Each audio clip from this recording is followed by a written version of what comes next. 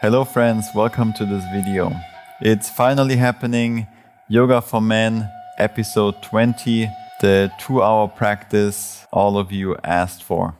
Maybe you saw in Yoga for Men 19 I did a comment and a question if the next one, Yoga for Men 20, should be 2 hours, if it reaches a certain number of likes on the comment. And yes, it did. And so here it is, Yoga for Men 20, 2-hour practice. I know many of you started the practice of yoga and the path of yoga because of the Yoga for Men videos. So I'm very curious to see in the comments, please leave a comment if you started with Yoga for Men videos and the series, and that brought you to yoga, that brought you to our channel, that brought you to the practice. I'm really excited to read the comments and curious to hear about your story a little bit, because it's been 3 years now. 3 years ago I launched Yoga for Men episode 1, which has, as the time of recording, 1.6 million views. So it's going quite good. And I also know that many of you started because of it, and there are still more and more people discovering it and starting the practice, and then they come to our channel and they find so much about yoga, the whole spectrum of practices you can do. So please leave a comment, share a little bit if you started with me and if this is because you picked up the practice, because one of my missions is to get more men on the mat to practice yoga, and not just practice the movement, but specifically practice the breath work and practice especially meditations, so they can really transform their lives, and it affects all areas of their life, their relationship, their work, and of course themselves a lot too. So one of the main missions and reasons for me to teach is to get more men on the mat, which is funny because it's traditionally a very male dominant practice, and it has changed quite a bit over the years. Welcome to Yoga for Men episode 20. It's a long practice. It's gonna be a lots of fun. It will be well-rounded. In 2 hours we will for sure touch on a lot of things. I think it's needless to say that this is not a beginner practice. So if you're just starting out yoga, just starting out movement and breathwork and meditation, then this is not the class for you to start. I would not even recommend to go to Yoga for Men episode 1. Instead, I recommend to check out our beginner playlist, which is up here in the corner, with lots of gentler introductory flows, with also more introduction to breathwork and also introductions to meditation. So in this practice today, I will not give as many detailed cues. I kind of assume that you already are an experienced practitioner, but of course, it's just a video on YouTube and you can do whatever you want, so I cannot really stop you, but just to improve your experience. I also recommend you have blocks nearby or any books to extend your reach, and I highly recommend you have a pillow or several pillows nearby, especially for the breathwork and meditation practice we do at the end of the practice. It would not be a full practice without breathing exercises and meditation, so the whole movement part that comes first is a preparation for us to sit and breathe and then sit and meditate. So this is a complete practice. It has movement, breathwork and meditation. I might also sprinkle some other things in here and there. This is definitely a rare occasion that I post such a long class here on YouTube. Usually those long classes just like this we post only on Patreon. So this is the best way to support our channel if you like the videos, if you like the classes that we have here on YouTube for free. I think by the time of recording this now, it's over 400 videos for free on YouTube. So if you like what we're doing and if you want us to continue providing all these videos on YouTube, then the best way to support us and make sure that this happens is to head to Patreon and become a Patreon supporter. With your contribution, you enable us to continue our education, to do more trainings, to dive even deeper into topics so we can share more with you and more things that are useful. It also enables us to have a team of awesome people that work with us, that help us and support us on this mission and make our life a little bit easier and more efficient, because for Brie and I, the two of us alone, it's not anymore possible to maintain and do all the work. And you're also contributing actively in our mission for Brie and I to open our first own retreat center. And all of these goals are not any secrets or hidden. If you go to Patreon, we clearly list all the goals and what we do with the contributions and how it will be used. Anyway, long story short, if you want us to continue to post content like this on YouTube, then become a Patreon supporter, check it out, and we will see you over there. There we actually post once or twice a month a long practice like this. So the shortest classes there are 60 minutes, and then it goes mostly are 75, 90 minutes, and some are also 2 hours. So here on YouTube it's for sure a one-off thing, episode 20 Yoga for Men, and the next episode will be again on the shorter side. I thank you very much for practicing with us, for supporting this channel. Another easy way to support us is to like the video and click subscribe. I know you have heard it thousands of times here on YouTube. Everyone says it, but it really does make a difference. Thank you very much for your support, for practicing with us. That's the most important. Even if you don't subscribe, if you don't like, the fact that you do the practice, that you take the time to sit and meditate, focus on you, connect more to that stillness within, that's ultimately what we want. That's our goal, that more people can practice and have access to good, informative and useful content. Let's begin the practice. We will start in a seated position.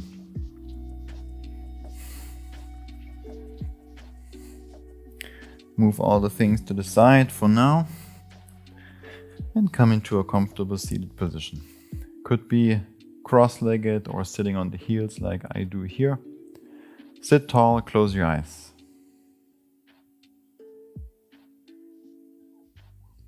Notice the surface you're sitting on, providing you with good support. And from there, allow the awareness to travel upwards through the spine, through the body, to sit nice and tall, alert but also relaxed. Relax your shoulders down. Create some more length in the upper body. Imagine someone's pulling you up by the top of your head, pulling you up on the hair, just gently. So everything lifts a little bit more up towards the ceiling.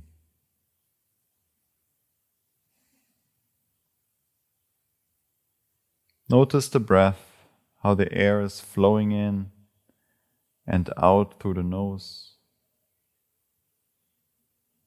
We want to keep our lips sealed for the whole practice. So you breathe only through the nose. As you do that, notice right now how the belly is moving forward and back with every breath in and out.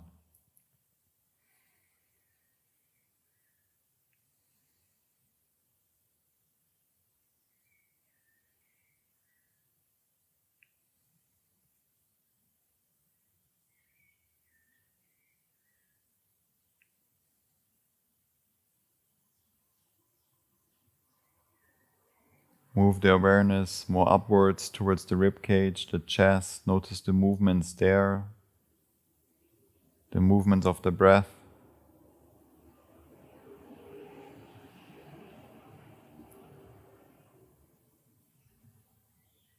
And move the awareness up to the head and then forward to the nose, focusing on the nostrils, how the air is coming in and out. Passing by that one spot you focus on.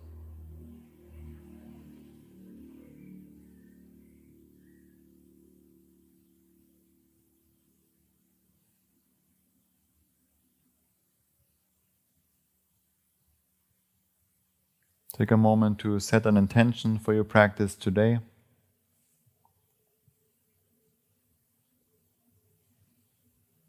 Something within, because the practice of yoga is also all within. It's an internal practice, going deeper into the heart,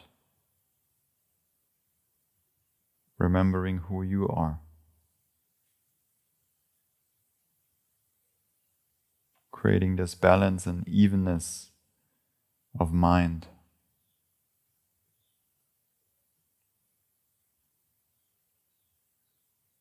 Especially through breathing exercises, pranayama.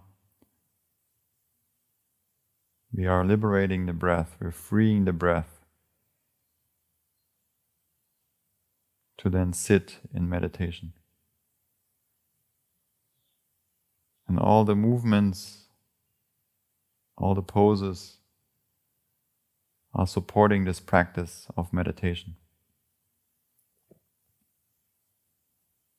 They are just preparing us to sit and to hold the experience of remembering who you are.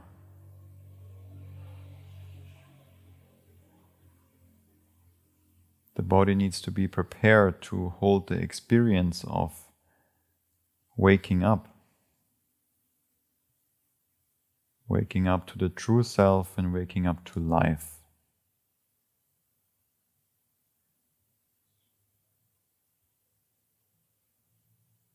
Last 3 or so breaths here.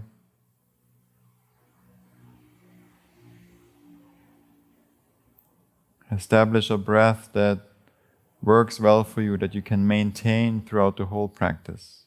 Your Ujjayi breath. Controlled and subtle, so that you almost cannot hear it.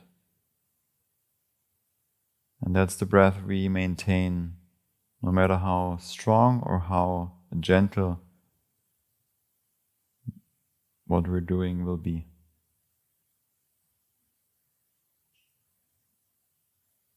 Bring your hands to the heart, palms together.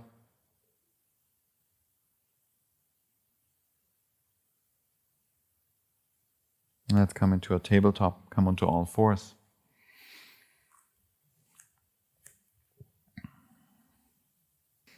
Stay on the toes, slide the hands back with the arms straight, lean forward, lean back, warming up the wrists, continue leaning forward and back. If you need more wrist warm-up than what I'm offering here, then of course you can click pause, do your thing, do more, and then join me again. Now internally rotate the hands, we lean forward and back about 5 times. We're also connecting to the toes, the feet. Externally rotate 5 more times of leaning forward and back, and that whole time you keep the breath going. As gentle as you have it set up in the beginning.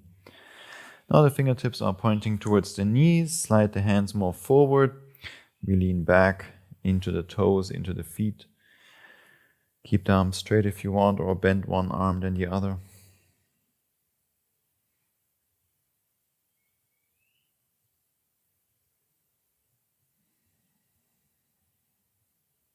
Very good.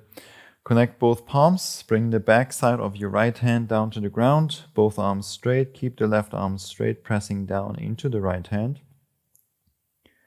Bend your right elbow back towards 6 o'clock. Bring it over to 3. Back to 6. Straighten the right arm. Let's do 2 more.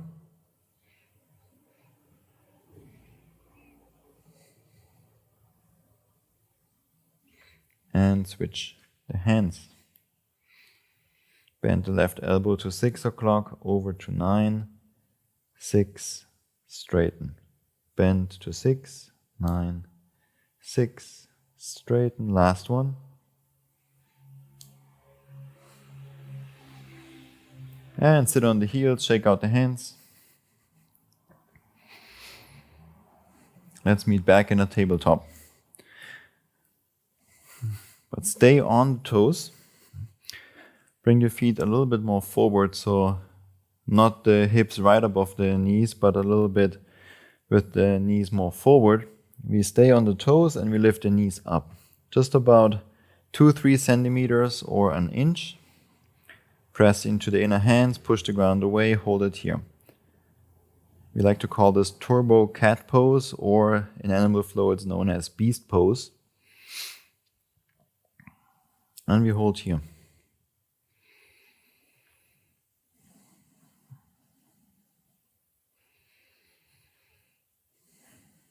Now draw the right knee towards the chest. Tuck the chin towards the knee, but keep the left knee, look down to the left knee, keep it low to the ground. Very good. Keep that left knee low and just extend the right leg back. And bring the right knee again to the chest for 4 more.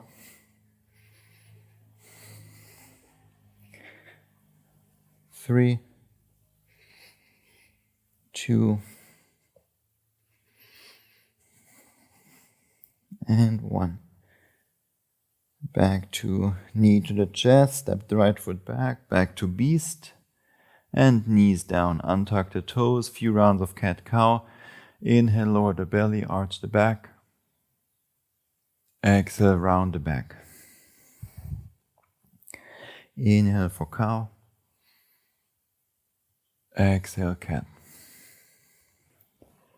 Inhale, cow. Exhale, cat.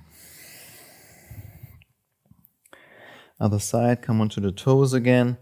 Beast pose, lift the knees up. Draw the left knee towards the chest. Round your back. Chin to the chest. Extend the left leg back. Keep the right knee low. 5. Bring it in. 4. 3. 2. And 1. Knee to the chest. Step it back. Beast pose. Set the knees down. Untuck the toes. Cat-cow.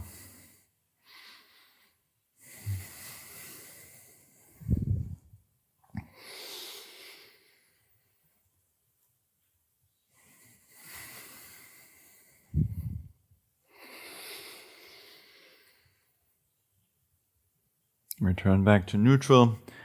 Step the feet back for plank pose.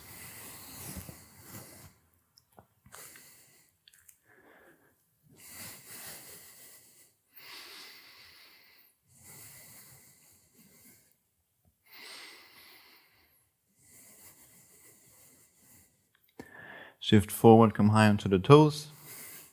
Bend the arms, lower all the way down. Sphinx pose, slide the hands forward. Come onto the forearms. Bring your feet wider apart. Engage the glutes. Open the front body. Look straight ahead or to the ground in front of you. If you want to go deeper, come into seal pose by straightening the arms.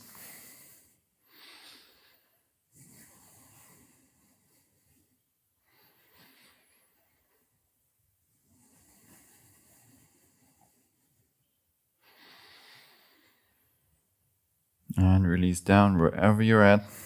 We push back up to plank. And meet back in downward dog. First downward dog of the practice, so take your time to move around.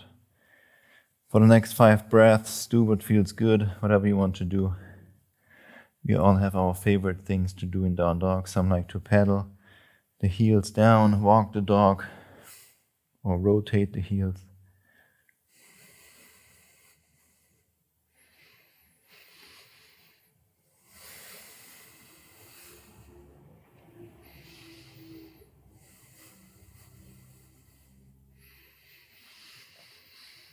Back to downward dog. Now use your right hand to reach for the left leg. You can grab whatever you can of the left leg. Could be above the knee, could be below. So you pull yourself a little bit into this twist. Maybe look underneath your left armpit with your head, with your gaze, with your head. If you feel balanced here, you can lift your right heel up, lift your right toes up, so you're only on the left hand and the left foot. Give it a try just in case you feel like playing around.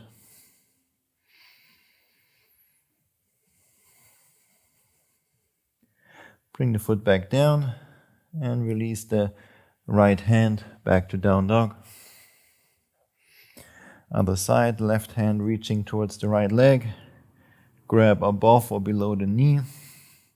Pull yourself a bit more into this twist. And then in just a moment, you can lift your left heel up, maybe the whole left foot.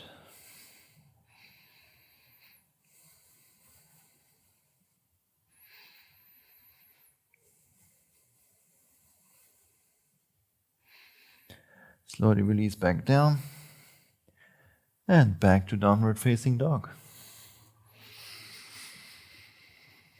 A few deep breaths here to fully arrive before we go any further.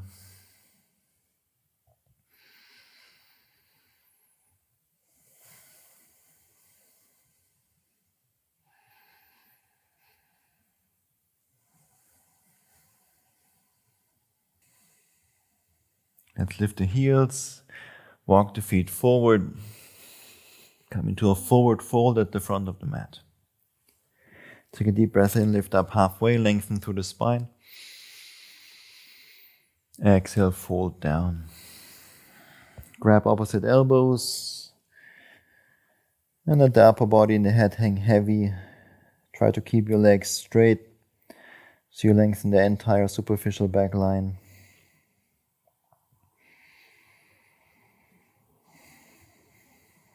Can sway side to side if you feel like it. Bend one leg, then the other. In general, throughout this practice, do what feels good. If you want to do any modifications, if you want to set the knees down, go for it. There's no wrong way of doing it. It's actually the more advanced way of practicing, really listening to the body and knowing what you need, even if I do not suggest it.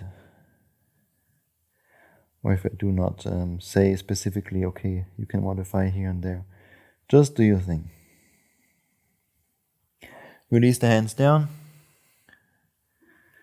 Keep the legs straight and we roll up from the bottom of the spine to the top. Take a few breaths to get there. Keep the legs straight. We come all the way up to standing. Once you're there, deep breath in, arms up over the head.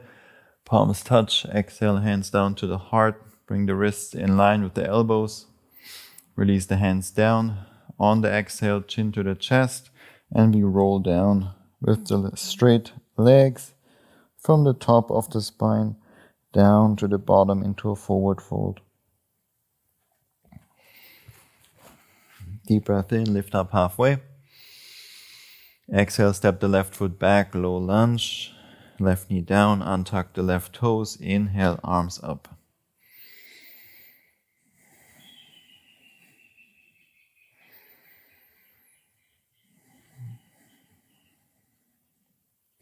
Reach your left arm forward, the right arm back. Revolved low lunge. If you want, reverse it, reach your left arm up and over the head. The right hand is touching the back side of the left leg somewhere. Maybe walk it down towards the heel. Keep the left glute engaged, breathe more into the left upper body. We'll create all this space. And then inhale, both arms back up over the head, low lunge. On the exhale, hands down, half splits. Heel toe the right foot forward, come onto your left toes. Straighten the right leg, deep breath in, walk the hands forward. Exhale to melt down. Rotate the foot to the right, to the left if you want to explore. See how it feels, and with every exhale, melt a bit more into the pose, a bit more into the breath.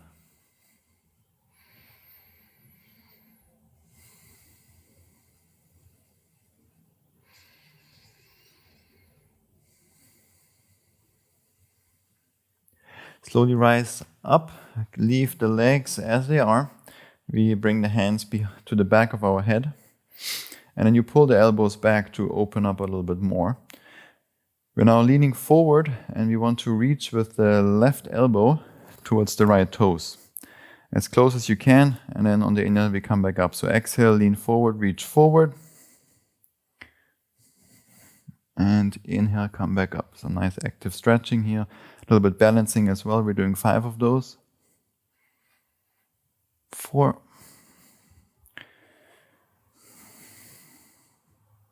3,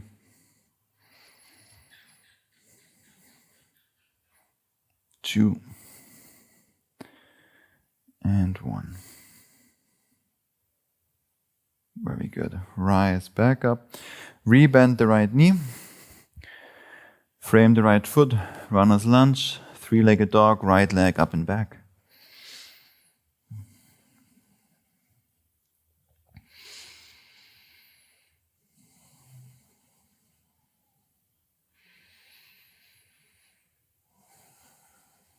Bend the right knee. Open stack the hips.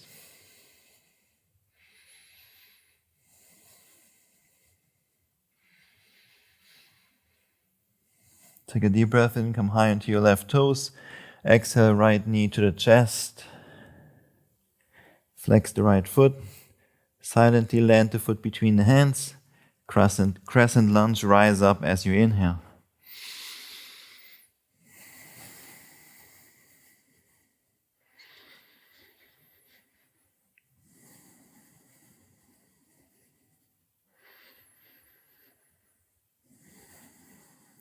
Revolved crescent, left arm forward, right arm back.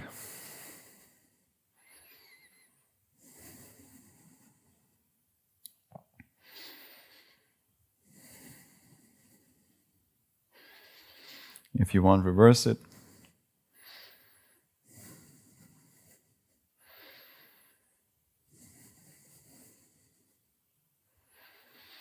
On the exhale, Skandasana to the left. Spider lunge could be the high or the low variation. You decide.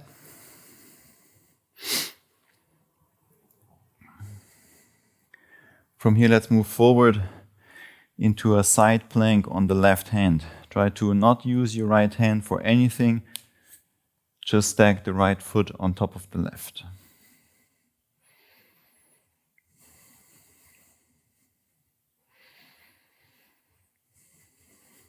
Lift your left hip a bit higher up. Externally rotate the left upper arm. Right fingertips are active, reaching up. On the exhale, right forearm down to the ground. Forearm side plank on the right.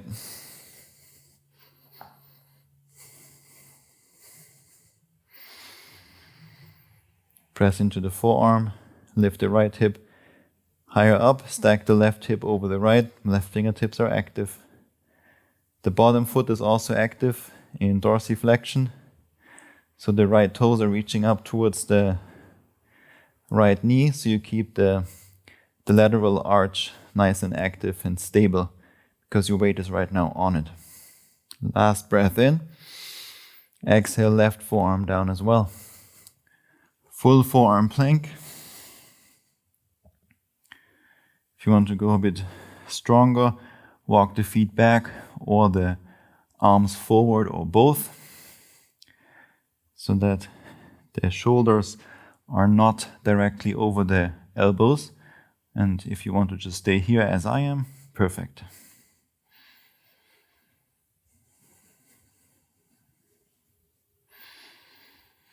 Exhale, hips down, Sphinx pose. Untuck the toes, bring the legs wide apart.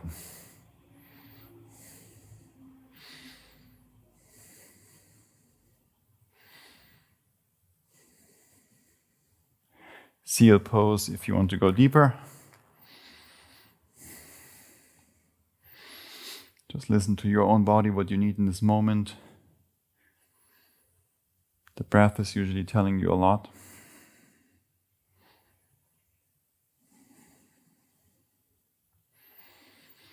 And exhale, release all the way down. Come onto the toes, bring the hands to the ground, press up to plank. And back to downward dog. Move the hips up and back.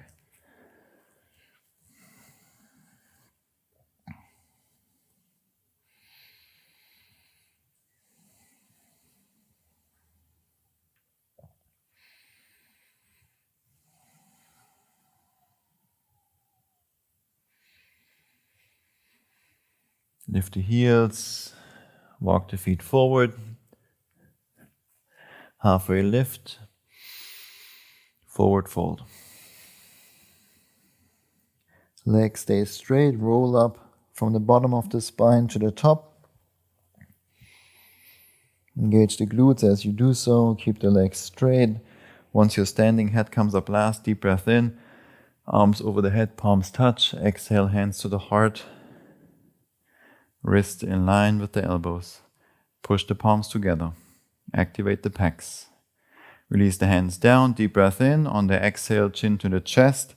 Roll down from the top of the spine to the bottom into a forward fold.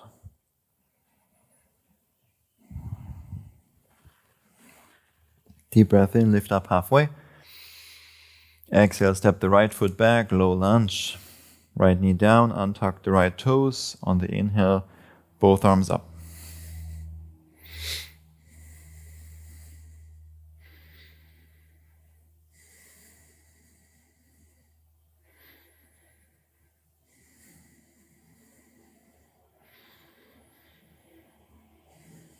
Reach the right arm forward, left arm back, revolved, low lunge.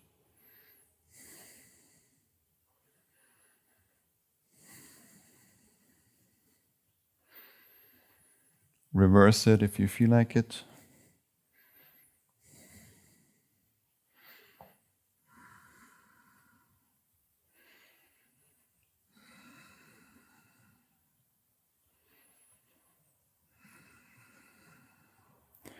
Back to low lunge on the inhale. Exhale, hands down, half splits. Heel toe the left foot forward so you can straighten the left leg. Come onto the right toes. Walk the fingertips forward, deep breath in to lengthen. Exhale, melt down over the left leg. Keep the left foot active, the toes reaching up towards your head. Gently pull the left hip back.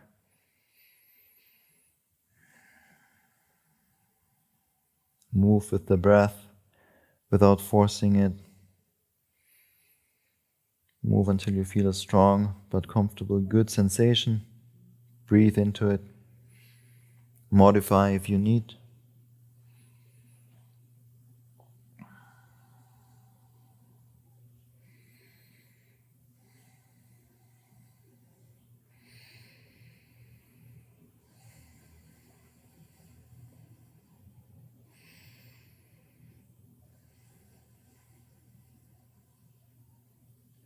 Slowly push yourself back up. Keep the legs as they are. Bring the hands, the fingers behind your head.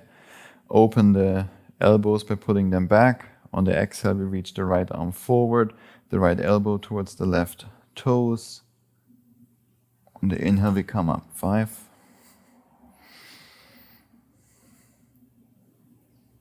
That's 4.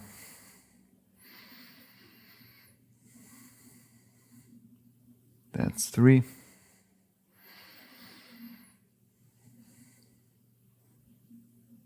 Two. And last one. Rebend the left knee. Runner's lunge. 3-legged dog. Left leg up and back.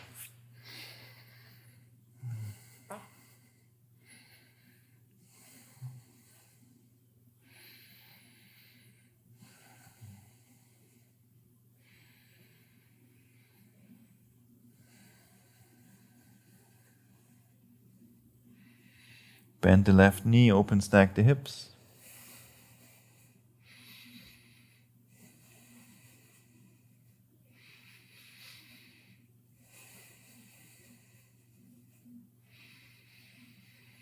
Inhale, come high into the right toes.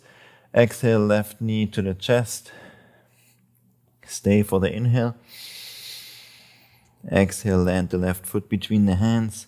Inhale, rise up to crescent lunge.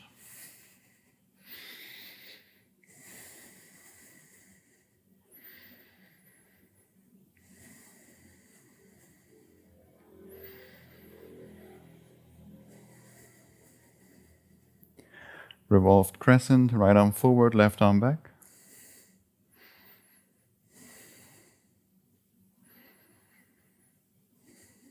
If you wish, reverse it.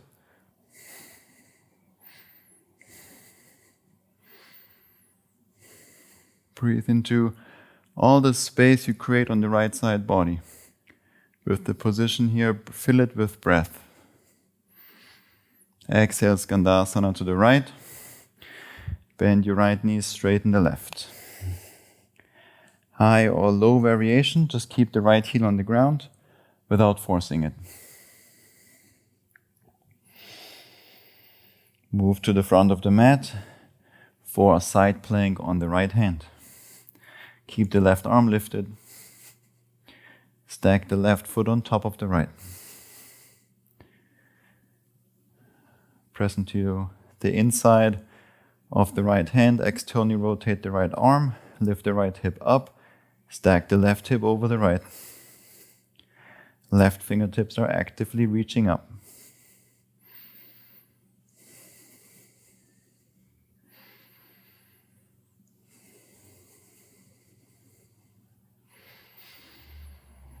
On your exhale, left forearm down to the ground.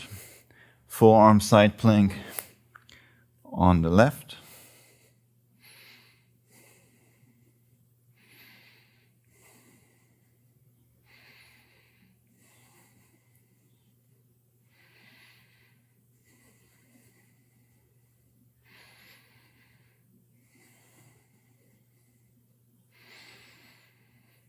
On the exhale, right forearm down as well. Full forearm plank.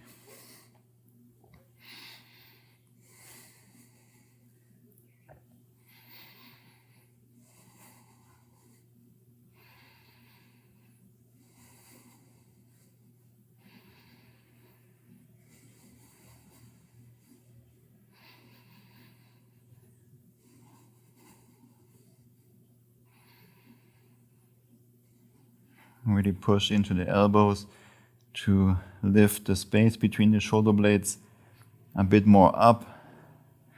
Glutes are engaged, super stable in the core. Exhale, lower the hips down. Sphinx pose, widen the feet. Seal if you want.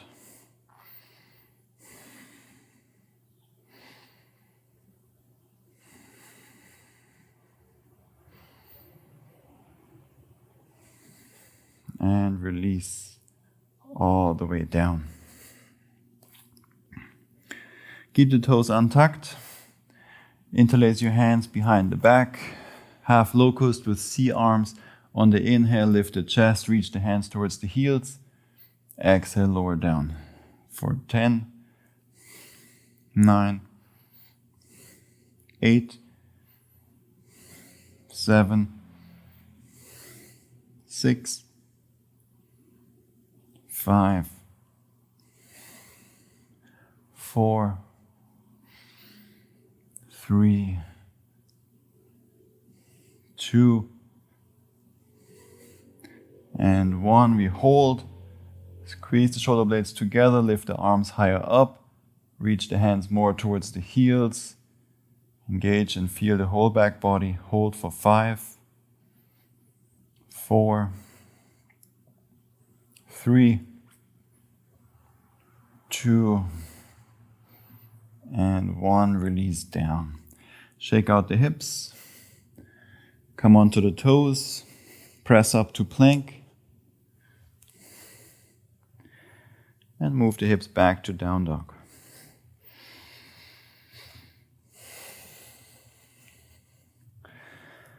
Let's do just 3 rounds of sun salutation A.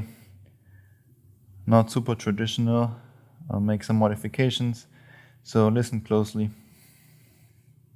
Most important is that you move with your breath. Bring the feet a bit more together, especially if you want to handstand or float. Take a deep breath in, lift the heels. Exhale, bring the feet between the hands. Inhale, lift up halfway. Exhale, fold down. Inhale, rise up to standing, arms up, palms touch. Exhale, hands to the heart. Inhale, reach the arms up. Exhale, forward fold. Inhale, lift up halfway. Exhale, hands down, chaturanga. Plank. Knees down, elbows down. Exhale, glide forward and through into upward dog on your inhale. Exhale to downward dog. Inhale, lift the heels, bend the knees. Exhale, come to the front. Inhale, lift up halfway. Exhale, fold. Inhale, rise up to standing, arms up, palms touch. Exhale, hands to the heart. Inhale, arms reach up. Exhale, forward fold. Inhale, halfway lift. Exhale, chaturanga. Inhale, plank. Exhale, knees down, elbows down, glide through. Inhale to up dog. Exhale, downward dog. Stay for the inhale, lift the heels. Exhale, come to the front.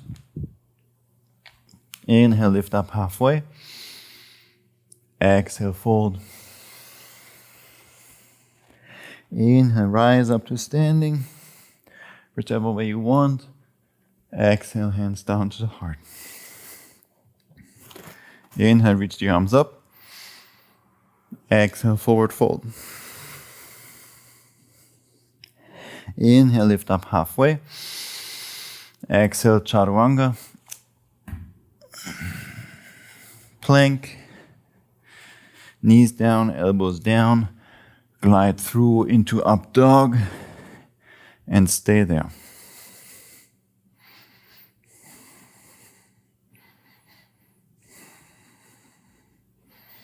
Engage the glutes a lot, open the front body, look straight ahead, broaden the collarbones. Deep breath in, keep the feet as they are, shift forward, bend your arms, chaturanga, plank, chaturanga again, plank, one more chaturanga, up dog, exhale, downward dog.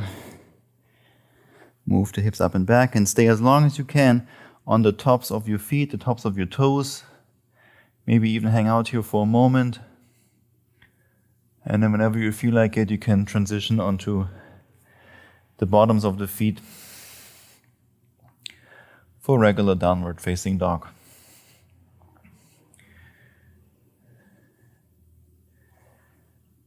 Stay here for 3 breaths.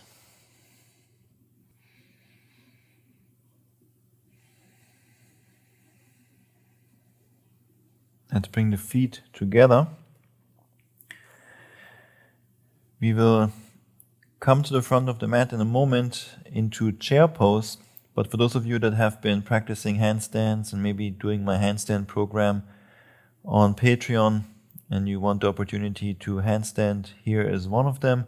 You can handstand up into a tuck handstand, into a little ball, and then simply land the feet and come into a chair pose. We will eventually all meet in chair, no matter how you got there.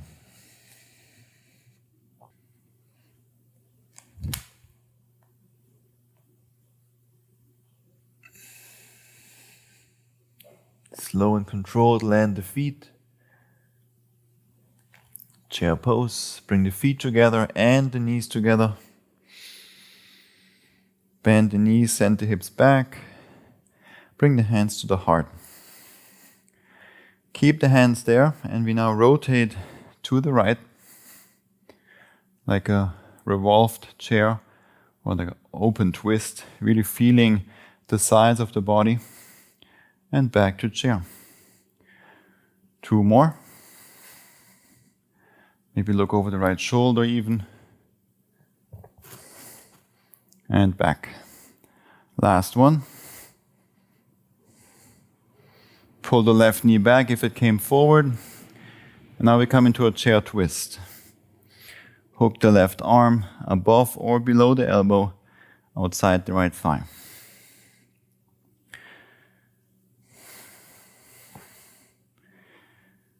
Draw the navel in, gently press into the palms to rotate more to the right. Now look down to the right toes, shift the weight into your right foot, start to bend your left knee so that the left heel comes up to the butt. You can keep a nice or a gentle bend in the right leg and then extend the left leg back. Keep the connection of the left arm with the right leg and try to draw the belly and the rib cage more in so that the upper body is not touching the right thigh. I like to call this flamingo pose.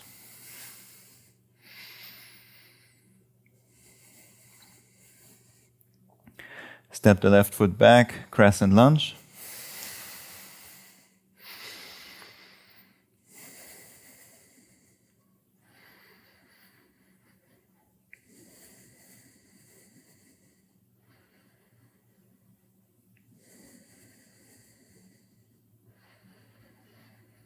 Now lean forward so that you have a nice long line from the left leg, the left foot up through the upper body, through the arms. Bring the palms together over your head.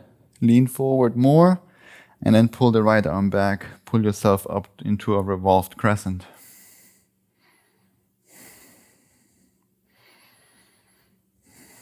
Reverse if you want.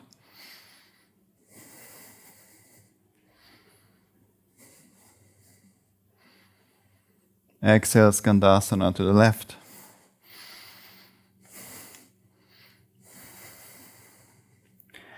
Let's move to the front of the mat, left hand down, wild thing. Step the right foot up and over.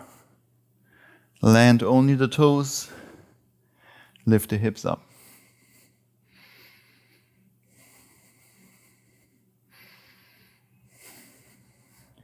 If you want, you can come into three-pointed wheel or right arm crab reach by bending both legs. Only if you really know what you're doing. Otherwise, stay in wild thing. Let's all come back to wild thing. Draw the right knee up towards the right armpit. Look to the front of the mat. Step the right foot there. Chair pose. Step the left foot forward as well.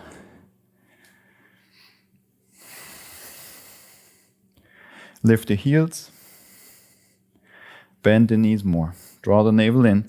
Reach the arms, the upper arms higher up to the ears. One more breath in.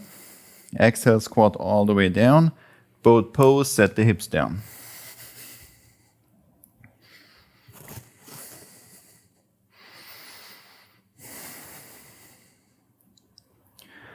So if you want to do any other crazy core stuff here, go for it. I'll wait here for you. We have about 30 seconds.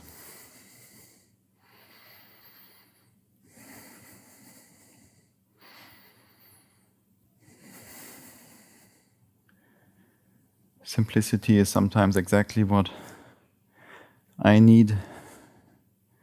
Maybe you too, but I understand sometimes you just want to play around and add the reps and do all the things. Let's slowly come back to boat if you did something else. And from boat, we will transition into a little squat. Float the feet back to come into a chaturanga. Try to not use the hands as you come up into a squat, and then hands down, chaturanga. Do your variation of a vinyasa, and we will meet back in a downward dog.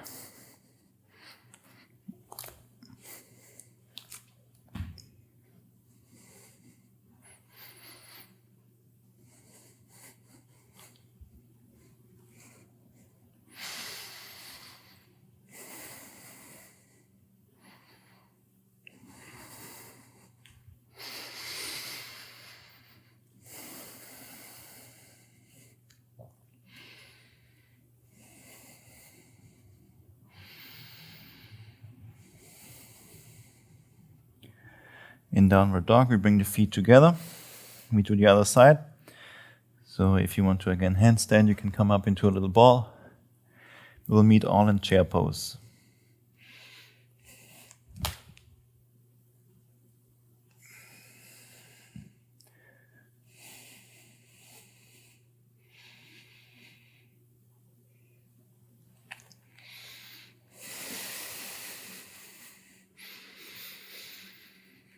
Bend the knees more, draw the navel in. Press the big toes more down. Hands to the heart. Rotate to the left on the exhale. Rotate even further with your own strength. Back to chair. Face forward. Rotate again left. Maybe look over your left shoulder.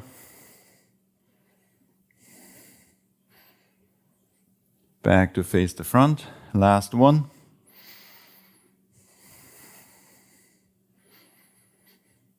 And we come into chair twist. Hook the arm outside the left leg. Draw the navel in, lengthen the spine. Gently push the palms together.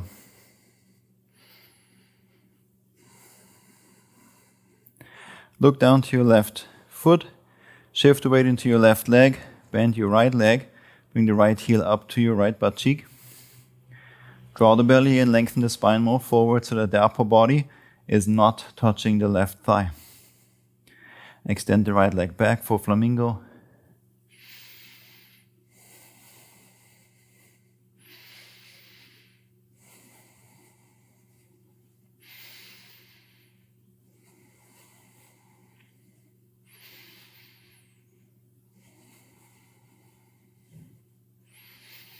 On the exhale, land the right foot, crescent lunge. Both arms up.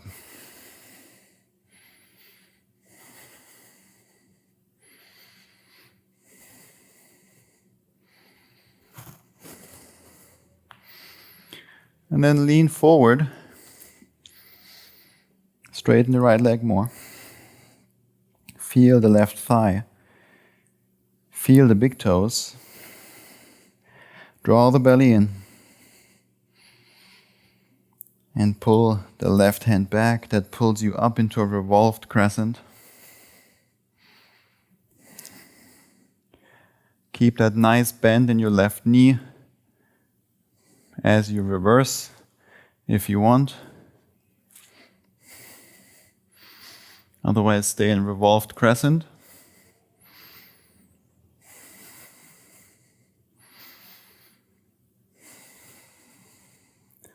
On your next exhale, Skandasana to the right.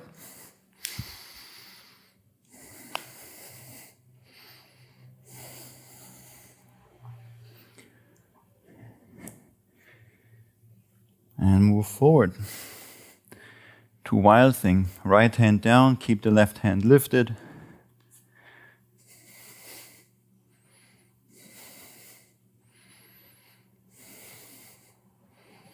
Try to keep the right shoulder over the right hand. The left heel is lifted. Maybe bend both legs if you want. In that case, you can bring the heels down.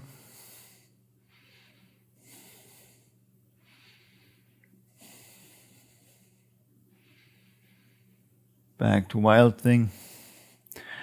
Let's all draw the left knee up towards the left armpit. Look to the front of the mat, to the inside of your right hand. Step the left foot there. Chair pose, step the right foot forward as well. Feet together, knees together. Lift the heels. Bend your knees more. Draw the navel in, arms up. Slow with the breath. Slowly squat down, boat pose.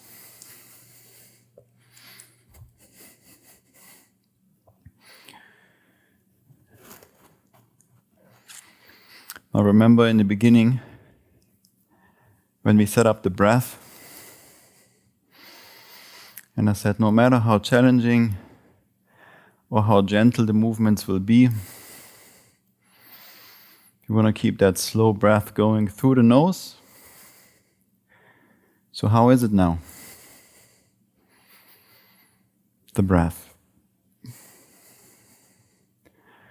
Maybe this static boat pose will help you to slow the breath down.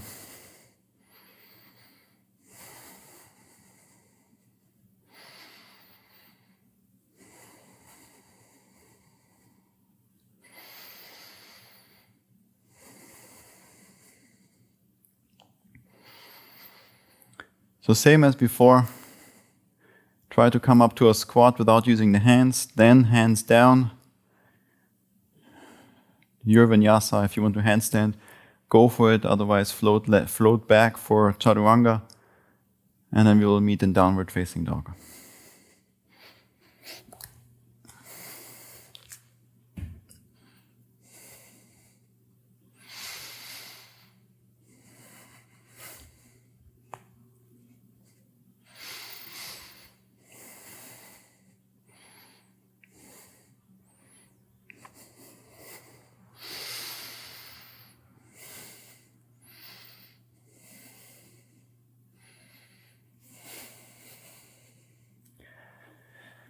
Downward facing dog is where we meet.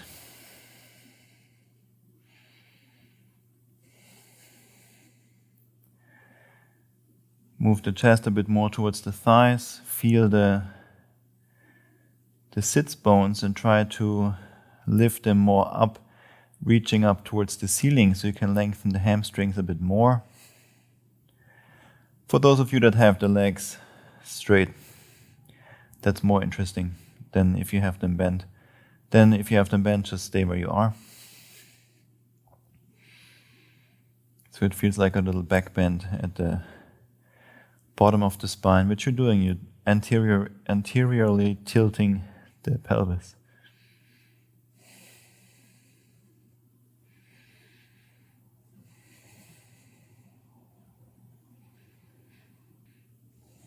Bring the feet together again. We will get ready to come into a chair pose, however you want.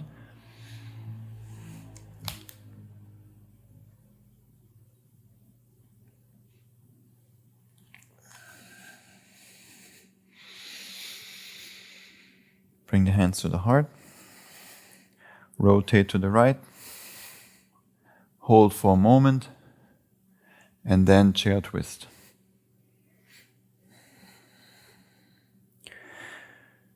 Shift into the right foot, look down to the right toes, bend the left knee so the heel comes up to the left hip.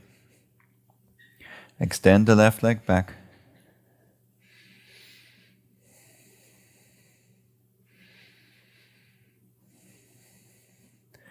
And land the left foot for crescent twist. Straighten the left leg, lengthen through the spine.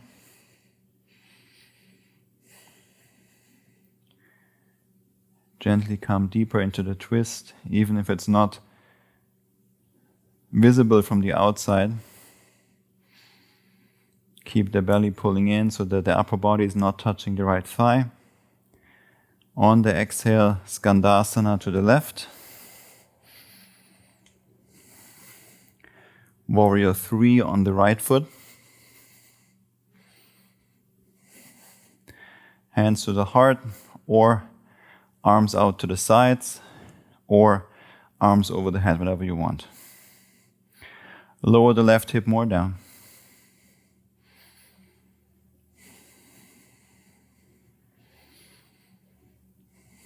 The upper body and the left leg parallel to the ground. Right leg strong, could be straight or bent if you want. Feel into the right glute, the right outer hip. And let's rise up to standing on the right leg. Draw the left knee up towards the chest. Bring the hands down to the sides. Let's come into a Shiva squat. Bend both knees.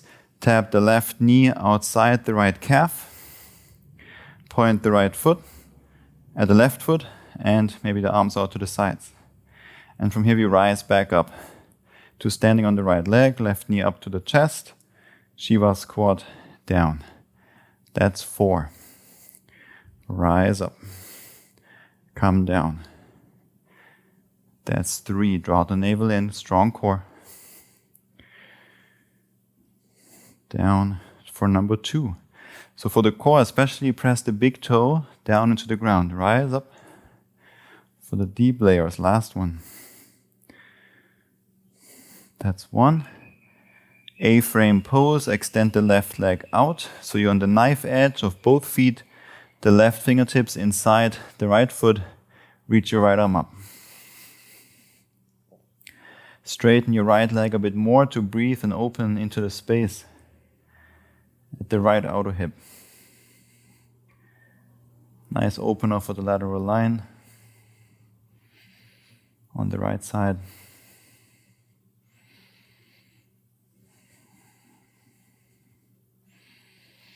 Lower the right arm down so it's parallel to the ground. Take a deep breath in, reach the right arm forward. Make a big circle reaching over to the left.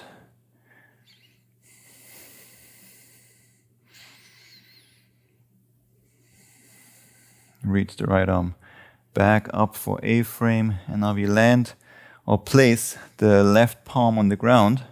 Shift more weight into the left hand, so you might have to bend the right leg, reach the right arm forward. And now we draw the right knee up to the right armpit. Extend the right leg back. Floating starfish. Land the right foot. Starfish.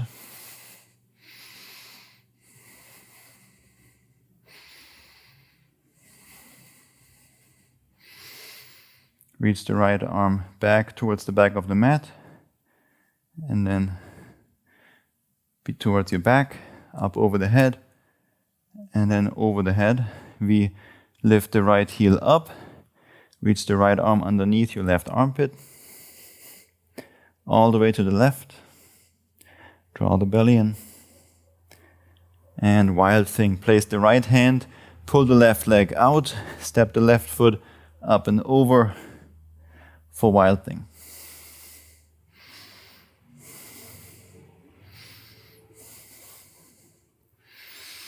Draw the left knee up towards the left armpit. Step the left foot forward, chair pose.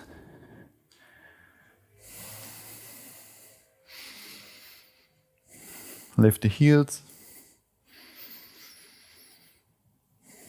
And slowly squat all the way down. Boat pose.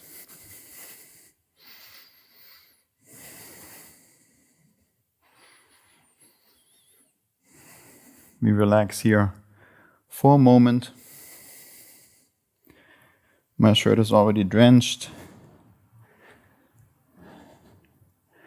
And I'm also at the end of my daily fast.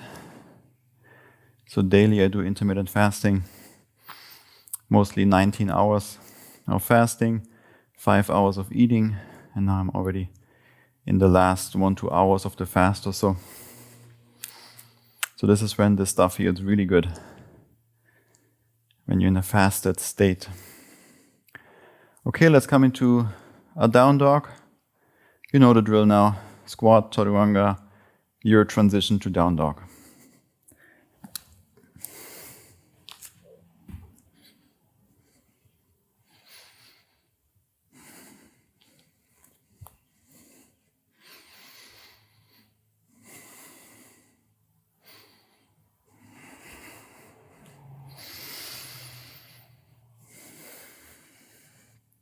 Back to downward dog. We bring the feet together. Chair pose is where we meet.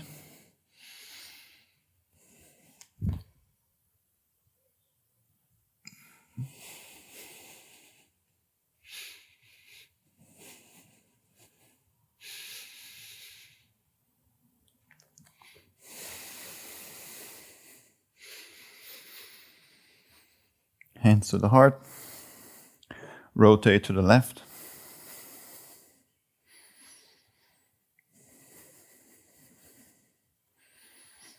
And chair twist.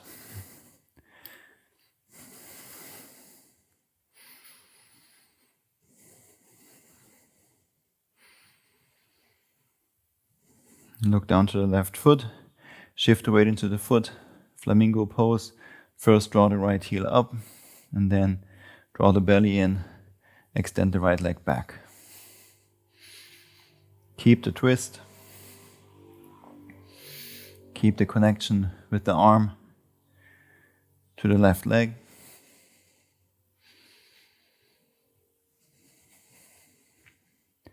On the exhale, land the right foot, crescent twist. Straighten the right leg, straighten through the spine. Gently press into your palms to rotate more to the left.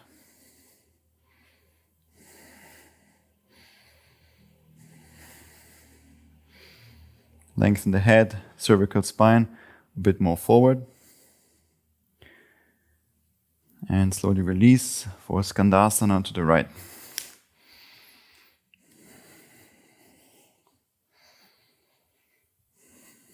Warrior 3 on the left foot.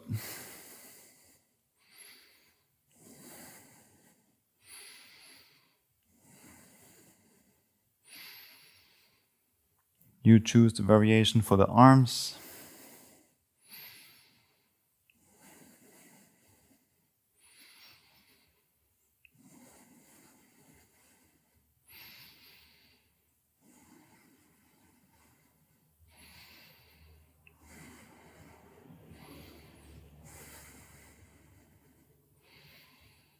Rise up to standing on the left foot. Draw the right knee up towards the chest. We do 5 Shiva squats here, arms down by your sides. Bend both knees, tap the right knee outside the left calf, Shiva squat. Rise back up, that's 5. 4.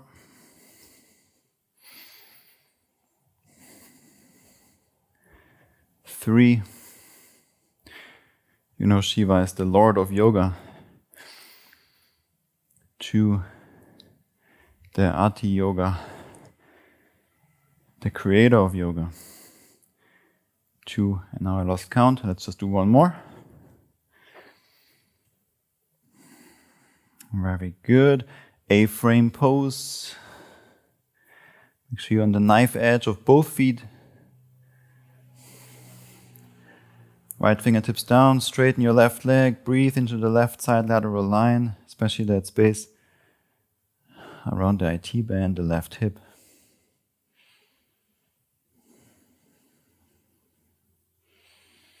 Soften the breath.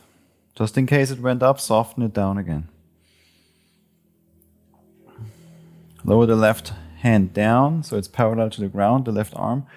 Deep breath in, reach the arm forward and over to the right.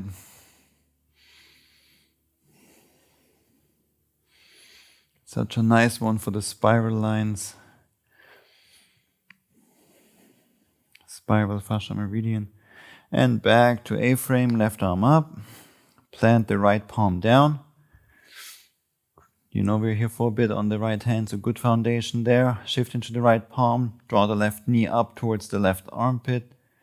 And extend the left leg back for floating starfish. Left arm forward, left leg stays lifted. Land the left foot, starfish.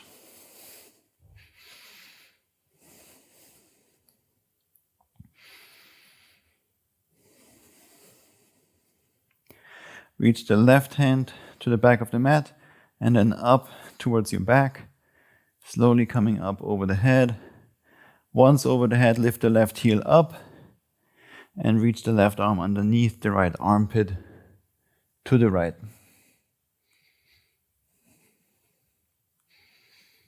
Wild thing, left hand down. Pull the right leg out. Step the right foot up and over.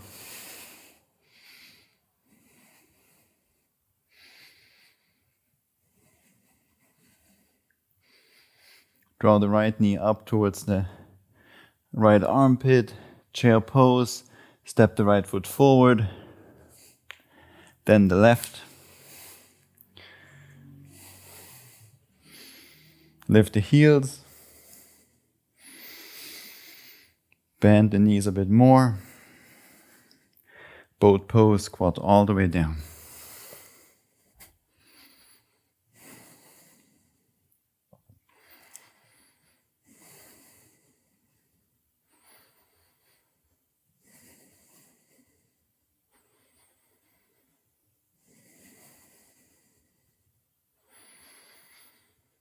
And let's meet back in downward dog. Same as before.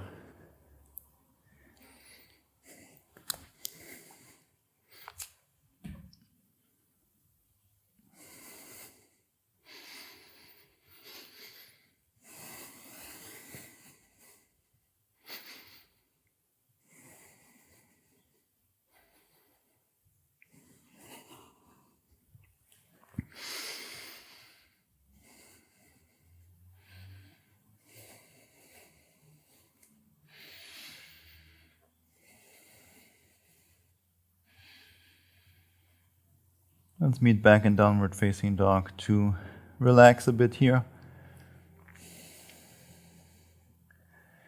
Really allow the breath to come down.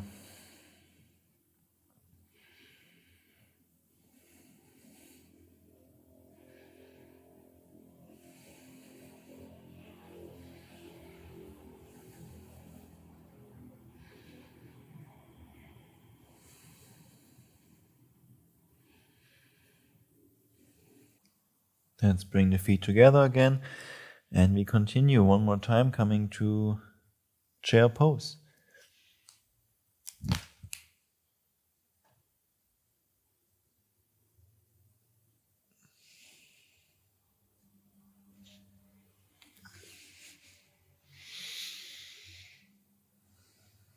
Bring the hands to the heart, rotate to the right, and chair twist. Now you can stay here in chair twist if you want, those of you that want to. Otherwise, if you want to come into an arm balance, this is a great entry for side crow. Then go ahead, do side crow. Otherwise, stay in chair twist.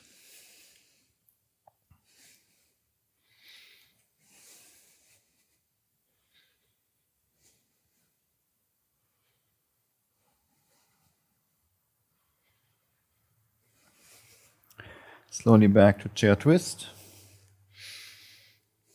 Maybe keep the left arm connected the whole time, even as you transition. And then shift the weight into the right foot, bend the left leg, extend the left leg back.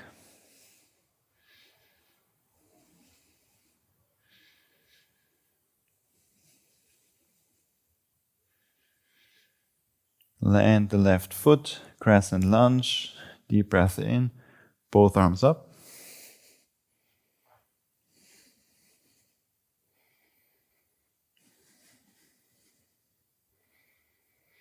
Lean forward, connect the palms, and pull the right arm open like a bow, pulling on a bowstring for revolved crescent.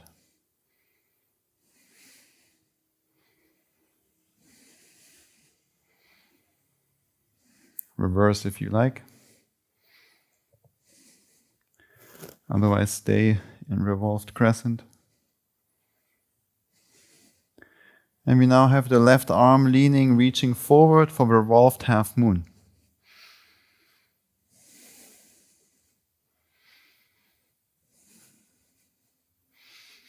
Right arm up, rotate the chest to the right, lift your left leg a little bit higher up.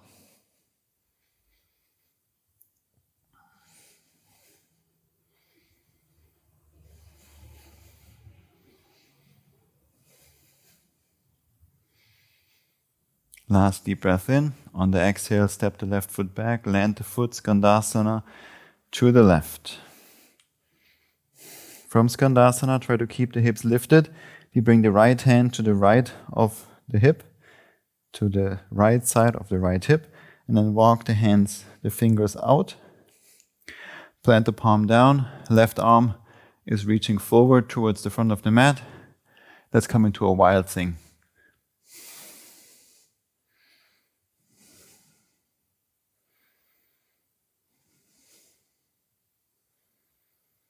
Slowly bend the left leg again, lower the hips, but keep them lifted. And we come back to Skandasana. Now let's come into the right foot for Warrior 2. Take your time to set everything up. Warrior 2.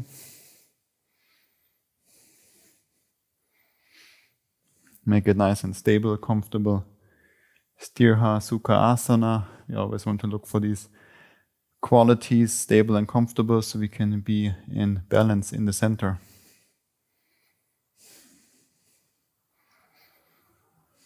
If you have been practicing for a while, Yoga Asana, I recommend to lengthen your stance so you can bend the right leg more and really get into that right thigh.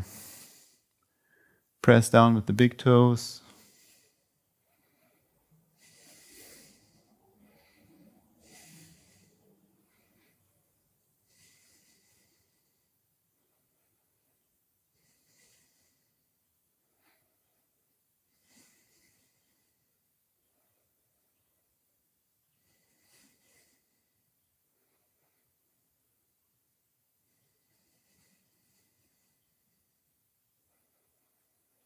Slow the breath down even more. Really find your meditation or connect to your meditation practice here. Focusing on one object, the breath, as we are in this pose. And as this pose gets more and more challenging, the more longer we hold it.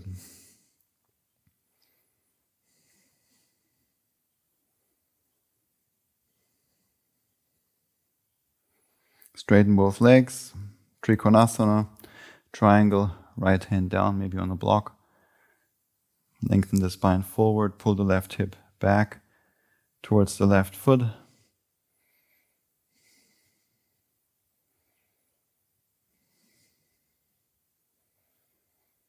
Rebend the right knee again. Another round of Warrior 2.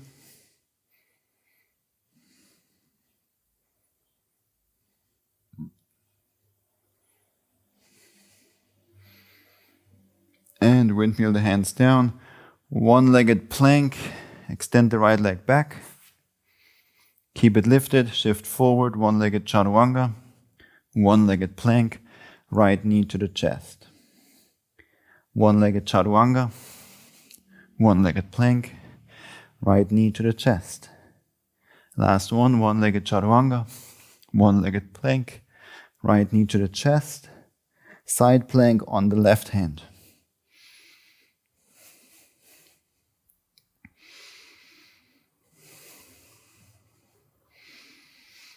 Bring the right forearm down to the ground, so the elbow is in line with the left hand. Come onto both feet, both toes.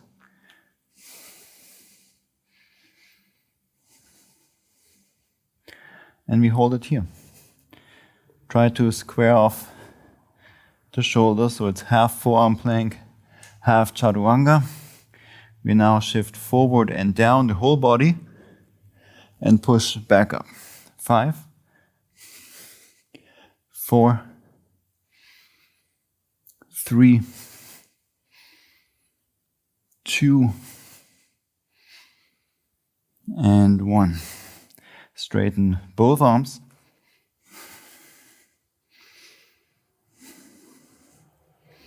So now it's half down dog, half plank. Lift the hips up and back. Walk the feet a bit forward. The right arm stays straight, left arm is bent. Make sure the right palm is at least half of it on the mat. Lift your right leg up.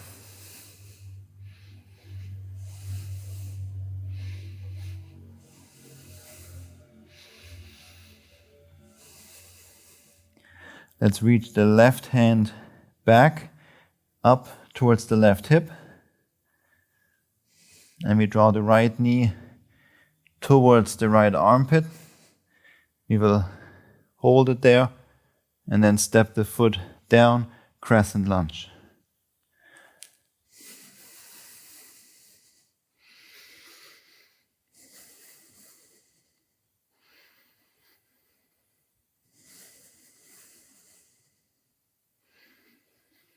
On the exhale, hands down, plank pose. Your vinyasa. your transition to downward facing dog.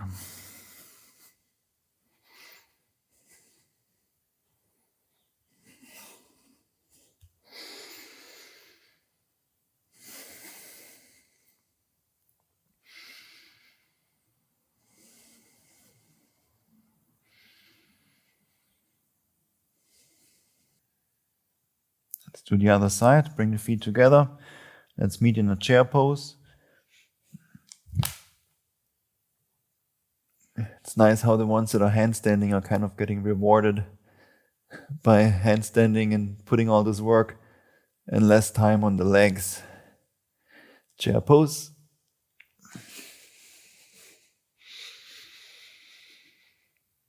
Hands to the heart. Rotate to the left. Hold for a moment. And hook the arm outside the thigh. Chair twist. With every inhale, lengthen the spine. Exhale, twist. Draw the navel in. Stay here if you want. Or come into an arm balance. Side crow is close from here. But anything else like Ekapada, Kundinasana 1, for example, also works. Maybe something else. And maybe the leg stays connected to the right arm the whole time. And I think we have tutorials here on the channel on side crow and other arm balances. Back to chair twist. Lean into the left foot, lift the right heel up. As if nothing happened, we continue the show because it also doesn't matter. What matters is what you can see from the outside. Extend the right leg back. What's going on within? How balanced and even is the mind? How is the breath?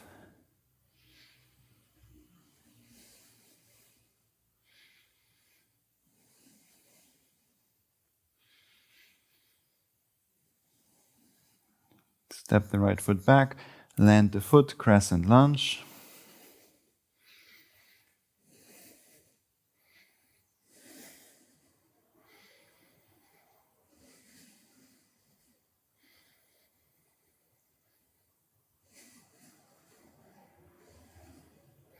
Revolved crescent, right arm forward, left arm back.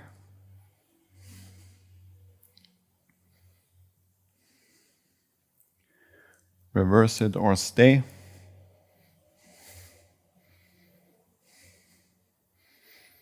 Slowly on the exhale, we move into revolved half moon.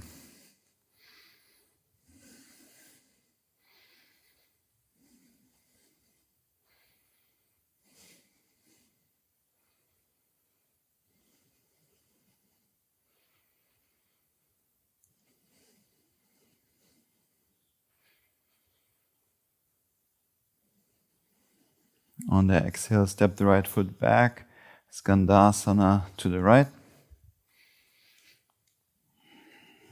We bring the left hand next to the left hip, keep the hips lifted, walk the fingers out, land the palm, wild thing. Or wild thing variation, it's more.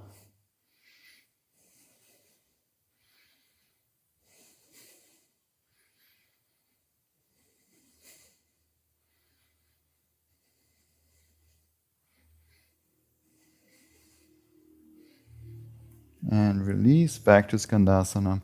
Wild thing is also, depending on the school and the teacher, called waterfall or fallen triangle. No, that's starfish. Waterfall. So this felt more like a waterfall to me somehow.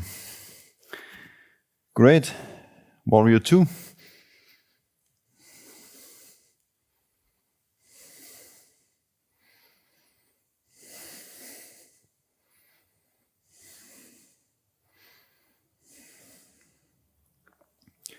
Nice bend in the front leg. Reach out through the fingertips, keep the arms lifted, but relax the shoulders. Come back to the breath, come back to your meditation. Maybe close your eyes.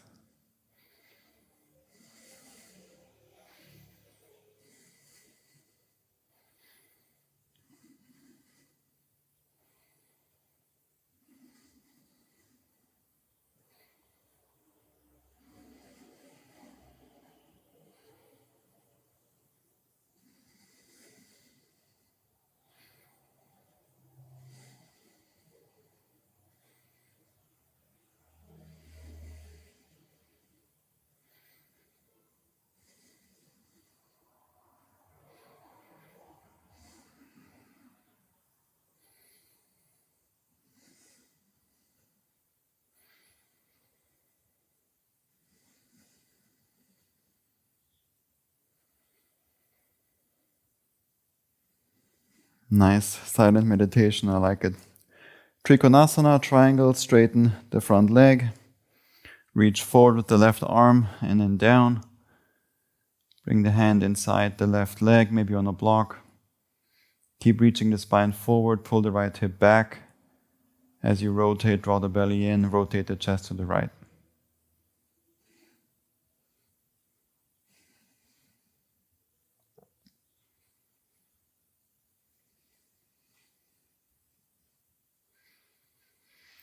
Rebend the front leg back to warrior 2.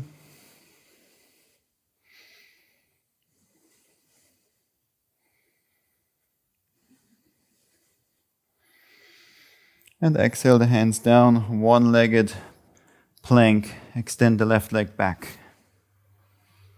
One-legged chaturanga, shift forward, bend the arms, one-legged plank, left knee to the chest. 2 more like this, one-legged chaturanga, one-legged plank, left knee to the chest. Last one, one-legged chaturanga, one-legged plank, left knee to the chest. Side plank on the right hand.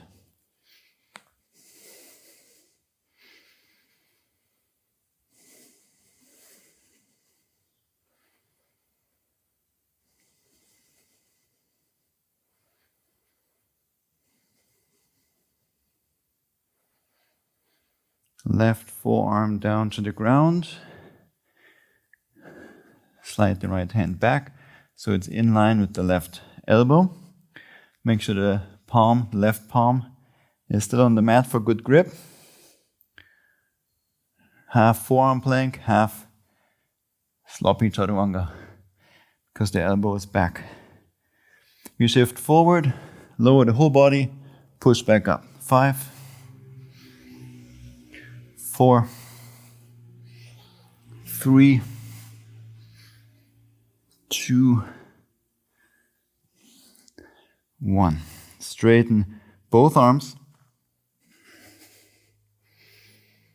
and move the hips up and back. Walk the feet a bit forward. So the left hand, the left arm feels like a down dog. The right arm is bent, it's not doing much. Now let's lift the left leg up. And since the right hand is not doing much, we reach the right hand up towards the right hip for two-legged dog.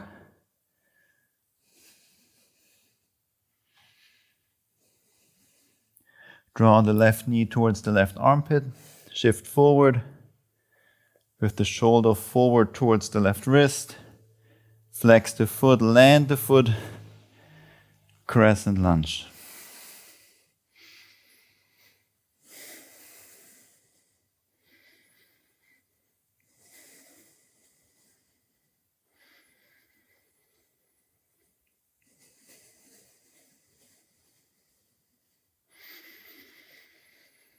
Exhale, hands down. Plank pose. Shift forward, chaturanga. Plank. Down dog. Dolphin.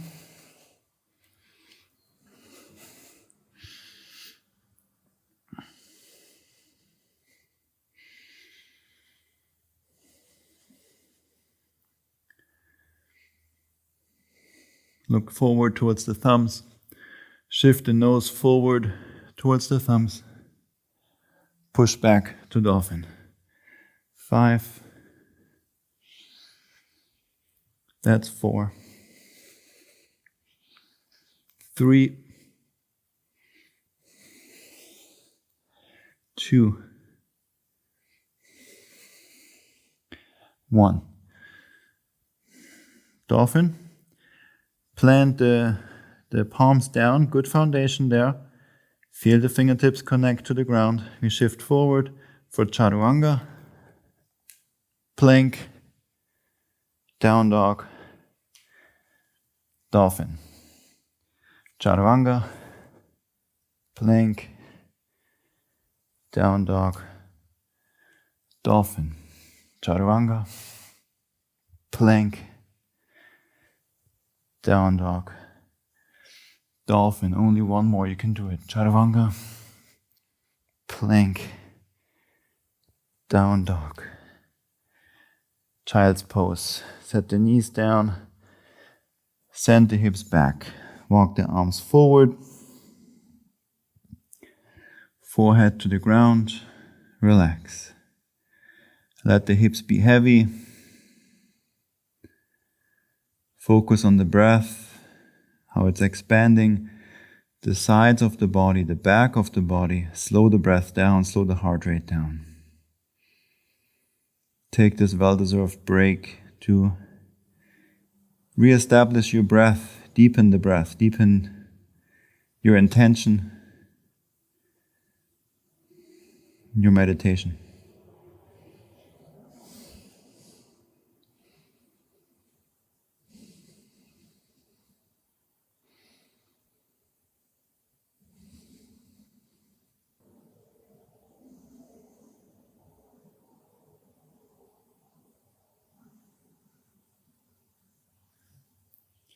Once you have established your breath again, reconnected to it, and you would like to continue, then let's come back to downward dog. And we continue to move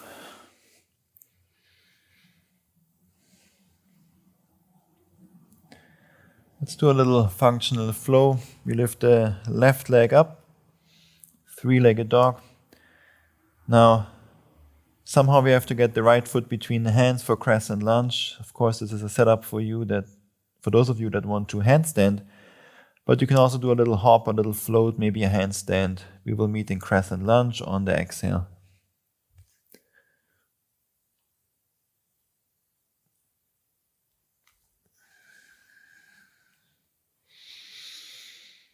Revolved crescent, left arm forward, right arm back. Deep breath in. Exhale, Skandasana. We're moving more with the breath now. Inhale forward to warrior 3.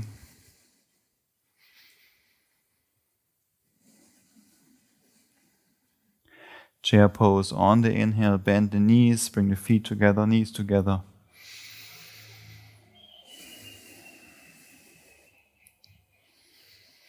And bend the knees, lower all the way down for boat pose. If you want to do low boat, you can.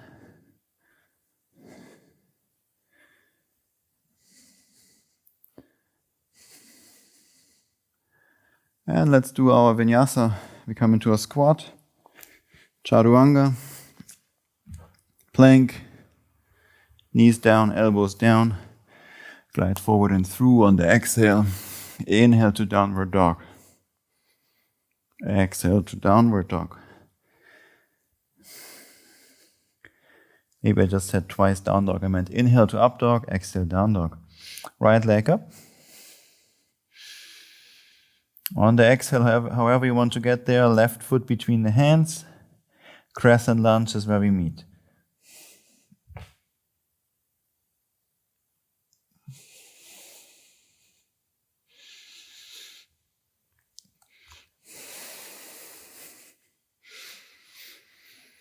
Exhale, open twist. Exhale, Skandasana to the right.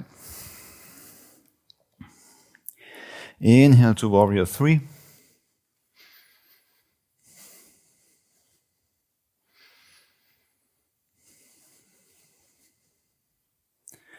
And step the foot forward for chair pose.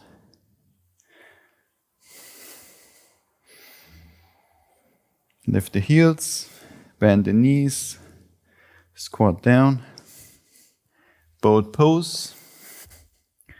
If you want to do anything else here, go for it. Let's do our vinyasa through a little squat, chaturanga, maybe through an up dog. To down dog.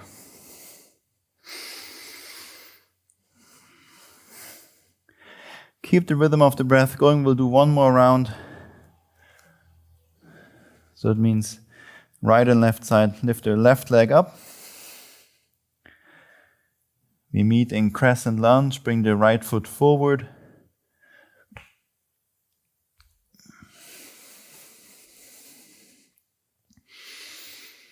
Revolved crescent. Skandasana to the left. Warrior 3.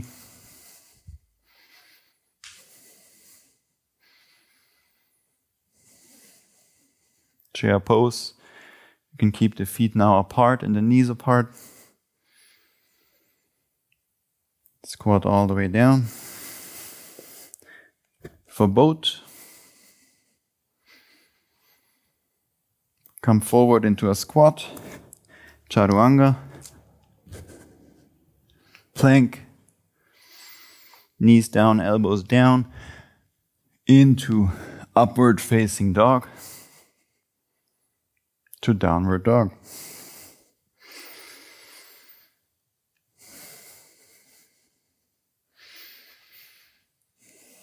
Other side, right leg up. We bring the left foot between the hands for crescent lunge.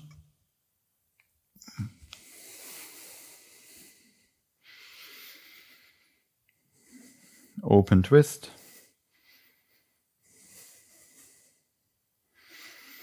Skandasana to the right. Warrior 3.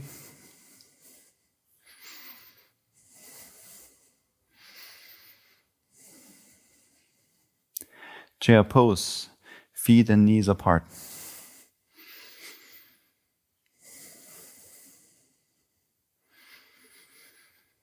Come down to boat pose. And we come back up to a squat, chaturanga, plank, knees down, elbows down. On the inhale, up dog. Exhale, down dog.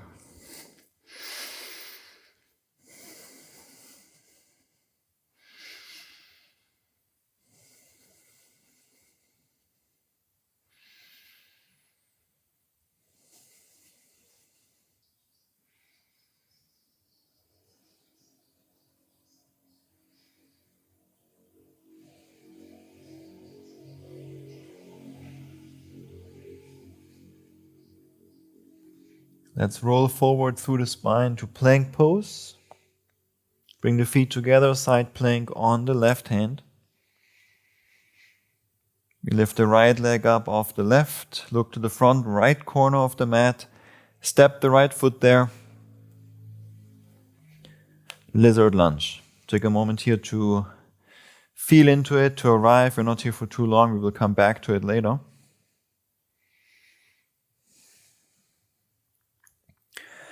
So we now bring the left knee outside the right foot for a seated twist position. And you can come into a more traditional seated twist, or you hug the right leg with the left arm into the chest so that the right hip lifts up. And then once you're here, you actively drive the right hip down to lengthen the right side, the outside of the right thigh and the hip even more. And if you are in a more traditional seated twist and one hip wants to lift up, allow it to lift up. I do not recommend forcing the hip down. It might just make your sacrum a bit angry. And the SI joint a bit angry. Very good. We release and we bring the right leg back. So we're coming into a 90-90 position. We adjust on your mat so that both legs are bent at 90 degrees. And we're just teasing a little bit, feeling into internal rotation in the right hip. So bring both hands kind of behind you and lean over to the right, towards the right foot. So now the right hip is in internal rotation, left hip in external rotation. Try to keep both knees down on the ground, and we're just leaning a bit into it so you can feel the right hip. Be careful here. Don't push it too much because most of us almost don't even have any range of motion in the hip, and especially not internal.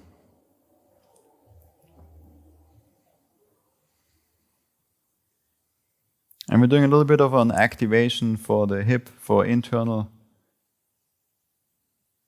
rotation. We have whole mobility videos, how you can actually increase your mobility in the hips, the knees, ankles, shoulders, so many. I think almost all the joints now we have covered. So there's a whole playlist on it here on the channel, you can check it out. So just for a little activation, you bring the right hand now between the legs and you rotate the upper body a bit more to the left so that you can keep the left arm straight so you're not leaning too far to the left. And we simply keep both knees down and we lift only the right foot up. And then we lower. We lift and we lower. And I don't want you to try to lift and it's hard and then you lean all the way to the left to make it work. So it should be challenging but not too much. It should be able to lift up. So just find that position with the upper body so you can lift up the right foot off the ground. And we lift and lower. Foot 1, 2, 3, 4, 5, 6, 7, 8, 9, 10. We lift up and hold for 10, 9. Lean a bit more towards the right leg. 7, 6, 5, 4, 3, 2, 1. Lower down. Very good. Readjust if you need to. Maybe come a little bit closer towards the right leg to make it a bit more challenging. Now we lift the right ankle, the foot, and the right knee up without again leaning all the way to the left. And we lift 1, 2, 3, 4, 5, 6. This should be super challenging. 7, 8, 9, 10. We lift and hold for 10, 9, 8. Press the left knee down. 6, 5, 4, 3, 2, 1. Release down. If you have a cramp in your right butt or so, just hammer on it a little bit with your fist. That usually helps. Very good. We now bend the front leg again. And we step the right foot to the front and center of the mat. Be careful with your knees, especially with your left knee. We now come up without using the hands to a standing position. If that's too much and you think it's crazy stuff, use your hands. Don't injure yourself because you're not listening to the body. Listen to the body. And when you're ready, we come up. Right leg is straight, left leg comes up towards the chest. Now we send the left knee back, keep the left leg bent, and we land only the left knee to the center of the mat, but the left foot stays lifted. Very good. Now let's come back up without using the hands. And we do it 2 more times.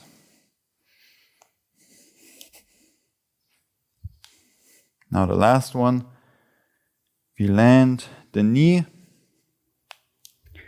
Now flex the toes, the feet, the left foot. We land the toes and we send the hips back. Lift the left knee, straighten the right leg. We're in this pistol squat, low position. And then we set the hips all the way down. Slide the left foot forward so it's at the inside of the right knee.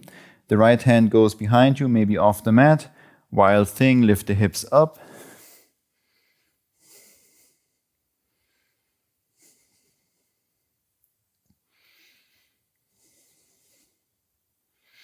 Now stack the left foot on top of the right for a side plank.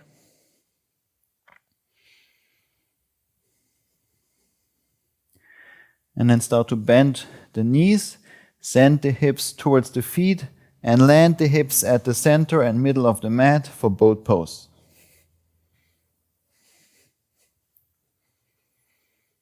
And now from both, we have done this countless times before. We come up to a squat, chaturanga,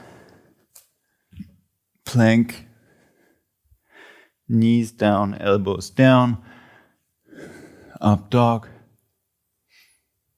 to down dog.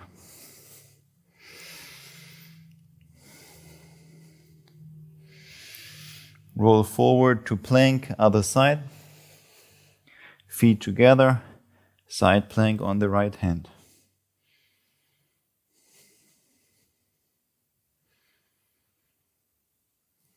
Lift your left leg up. Look to the front left corner, step the foot there. Lizard lunge.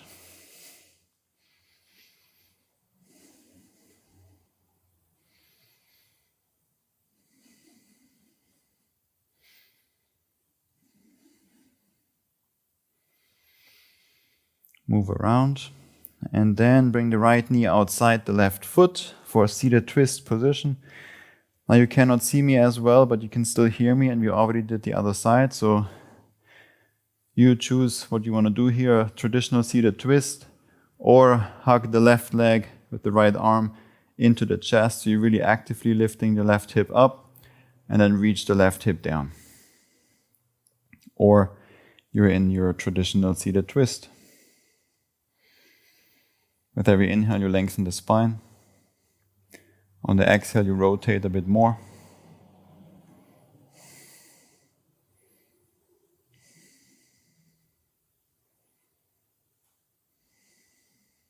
And slowly release. Bring the left leg back for a 90-90 position. Readjust on your mat. So we can all be in 90-90.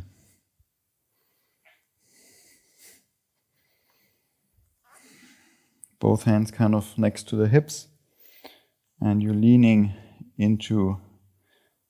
towards the left foot, so you feel the internal rotation in the left hip.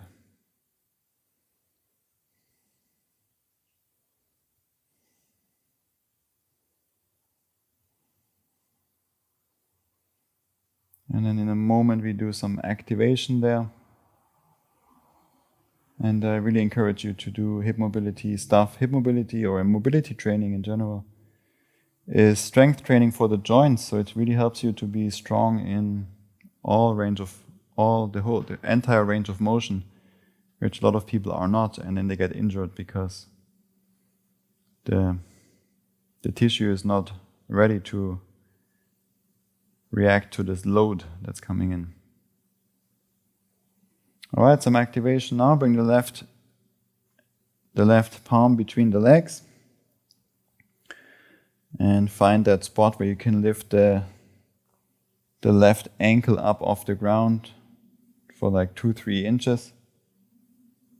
And then we start to lift and lower. 1, 2, 3. Keep the right knee on the ground. 4. I think we're already at 7. 8, 9, 10, and we hold. Lift up. 10, 9, 8, 7, 6, 5, 4, 3, 2, 1. Release down. Readjust if you need to. And we just continue. We lift now the left ankle and the left knee up. It should be hard. You might even get a cramp. That's just your nervous system being confused in this range of motion. How to control it. And we lift. 1, 2. Keep the right knee down. 4, 3, 7, 8, 9, 10, and hold. 9, 8, 7, 6, 5, 4, 3, 2, 1. Release down. Very good. Hammer that spot if you feel a cramp there. And this is challenging work for me too. Hip mobility work is tough stuff. Now we bend the front leg. We step the left foot forward. And so from this kind of seated position, we're coming up to standing on the left foot.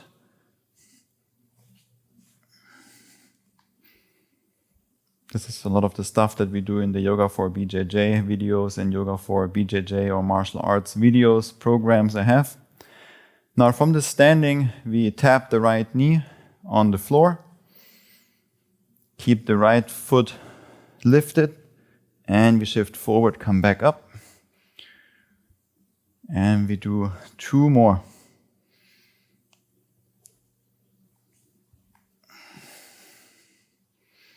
Last one. We land the knee, land the toes, pistol squat low, send the hips back, lift the right knee, lift the left heel. Now we set the hips down. We slide the right foot forward. I'm a little bit too far back. So we adjust. Right foot inside the left knee, left hand behind you. Wild thing, lift the hips up.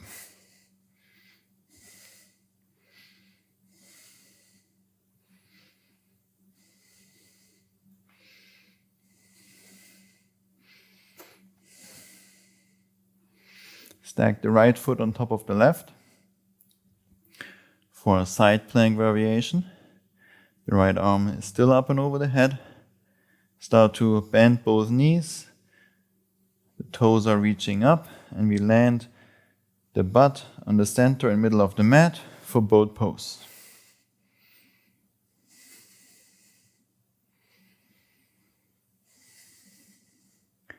From boat we come up to a squat. Chaturanga, plank, and then knees down, elbows down, glide forward and through, up dog, to down dog.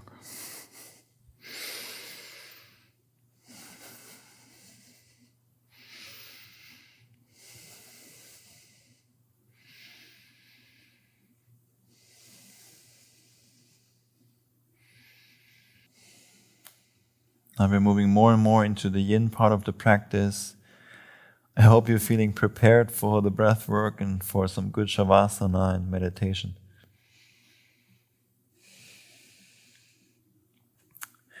I definitely feel ready for it, feeling fantastic and also ready to just sit and breathe, be in silence.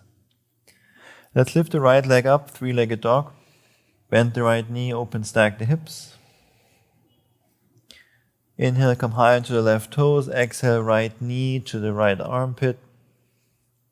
Flex the foot, lizard lunge.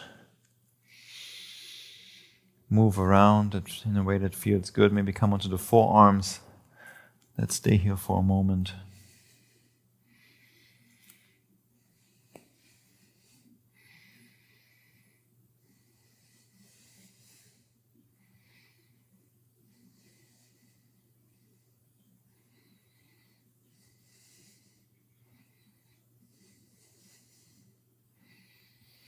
And come back onto the hands.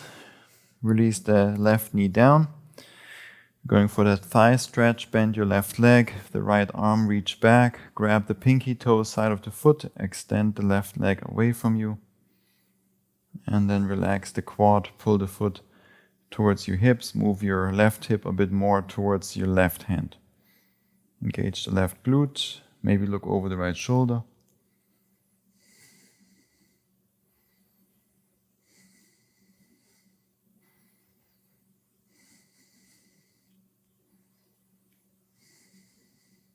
Very good.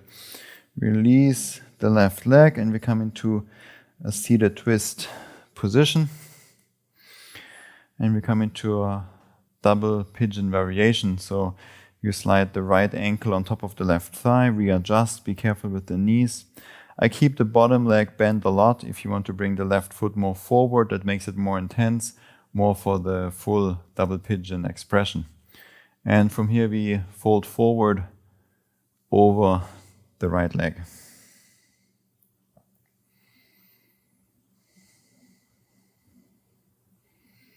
Keep the right foot active, reaching towards the right knee.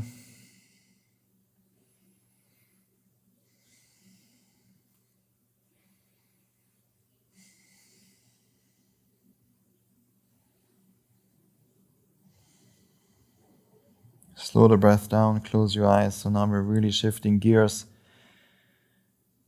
going into the yin, the lunar part of the practice.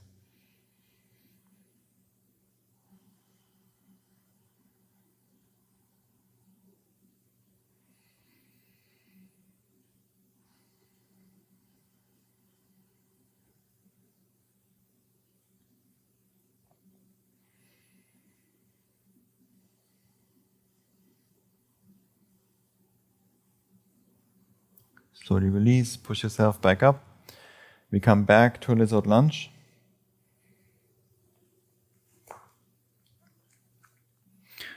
Reach the right arm back. Take a deep breath in. On your exhale, reach the right arm towards the right foot, straighten both legs. Inhale, rebend the right knee, reach the right arm back. Exhale, reach forward, straighten the legs.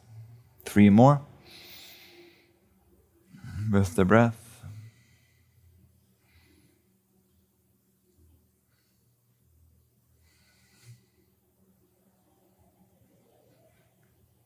Back to lizard lunge.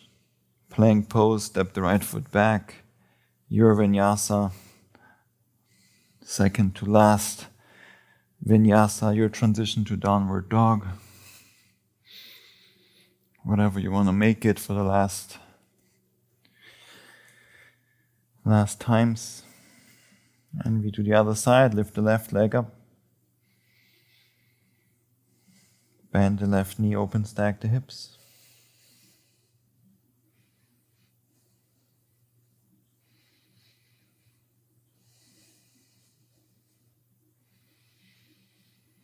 Inhale, come high onto the right toes. Exhale, left knee to the left armpit. Flex the foot, lizard lunge. Move around or stay static. Whatever is calling right now, whatever your body needs in this moment.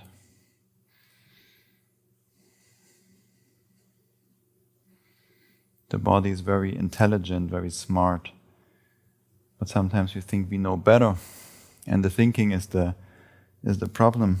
Simply feel, and you know what to do.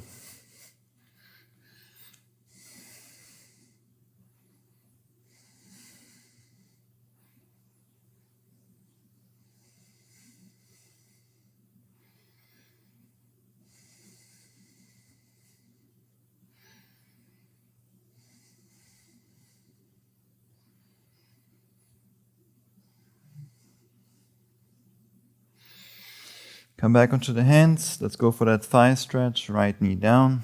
Bend the right leg. Grab the pinky toe side of the right foot. Extend the leg away. And then pull the foot towards your hips. Move the right hip more towards the right hand.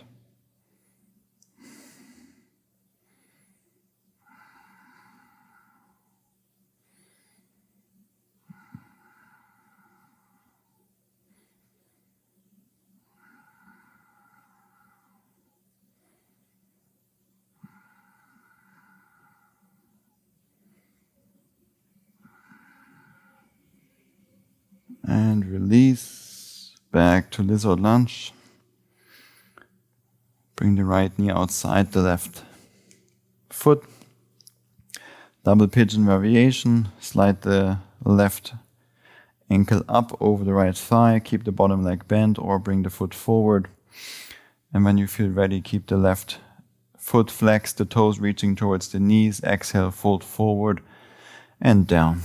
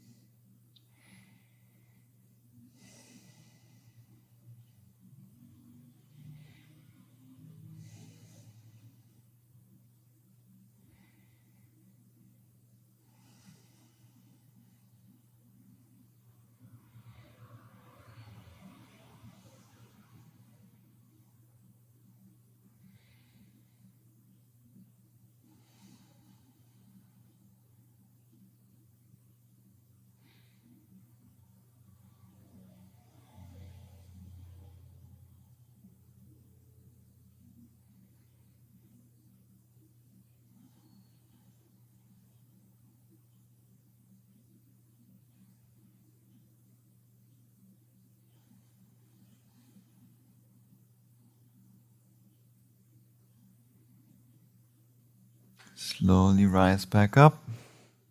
Return back to lizard lunge.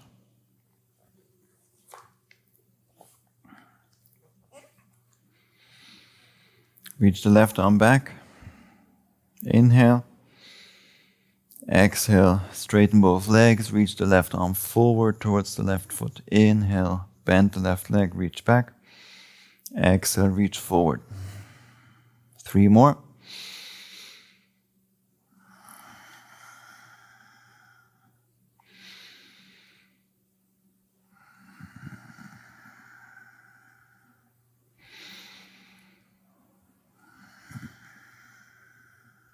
Lizard lunge. Step the left foot back, plank. Your last transition to downward dog.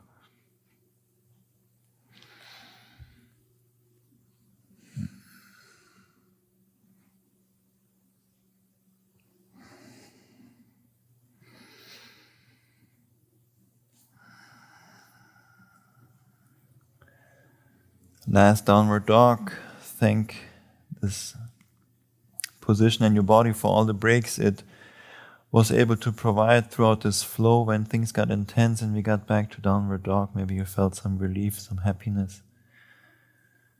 And from here we move into Malasana, yogi squat, the feet outside the hands, step, float, handstand, whatever you want to do. And we simply come into a squat. Keep the spine long. Breathe deep. Now, a lot happened in this class already so far. And if you made it to this point and this far, then respect. It's amazing. Such a great practice for the body, for the mind, for the breath.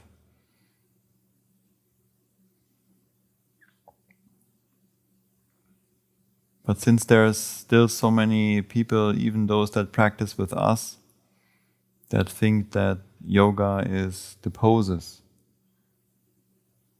Yeah, I practice yoga, I do poses, I do movements, I do all these shapes. But yes, there's on its own benefits for the body, but there's benefits with all kinds of movement and workouts and trainings, benefits for the body. There's some breath and mental benefits as well, but if you really want to dive into the real practice of yoga, you know what it's really about, and it's there's a tradition behind it. It's not that I'm making this up or that people make this up. It's been an old practice. And it's the practice inwards. So there's different kinds of yoga, different types. And with certain types, you don't practice any poses. And I know very amazing yogis that don't do any shapes like this. But it's good that it exists for those that want it, but know that only because you do shapes, it doesn't make it yoga. And this is, of course, again, one of the squat talks here. Squat talk with flow. If it's getting too much, if you get uncomfortable, then sit down. Maybe butterfly pose or something like that.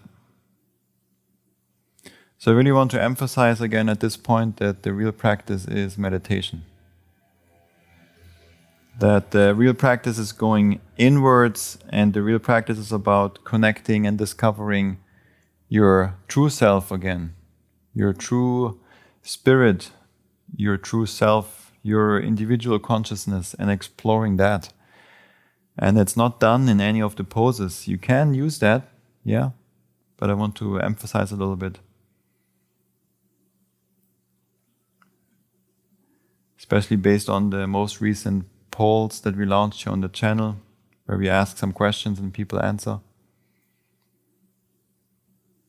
Yoga has so much to offer. It's really the system to live your best life, to optimize your life to the fullest, to be your healthiest, And to create this calmness in the mind, this balance in the mind, this one-pointedness, this concentration that we're all losing nowadays because we're so much on social media, always scrolling,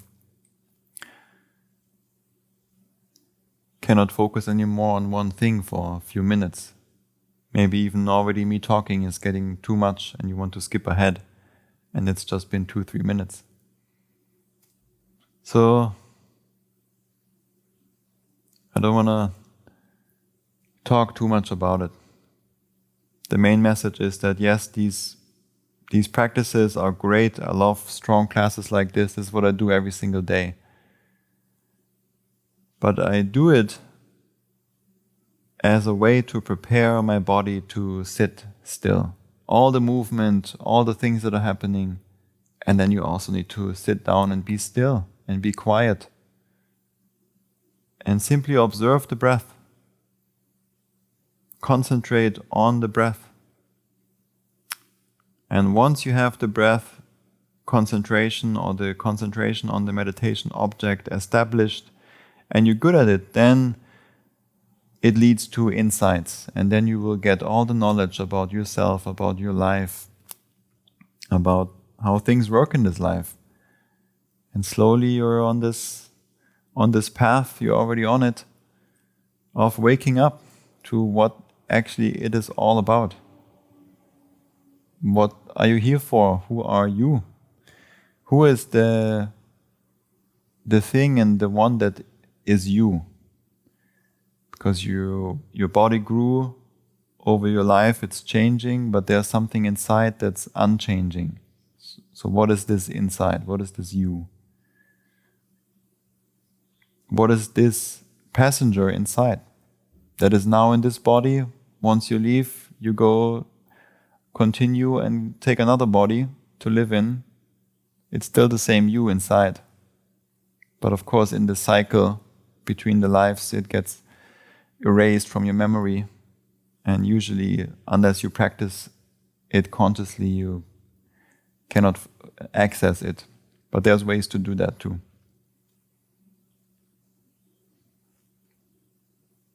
Maybe some things I now started and triggered, you can contemplate a bit more in your meditations, in your Shavasana.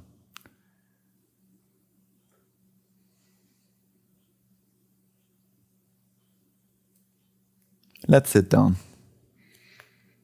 Come into a reverse tabletop. Hands go behind you. Slowly lift the hips up.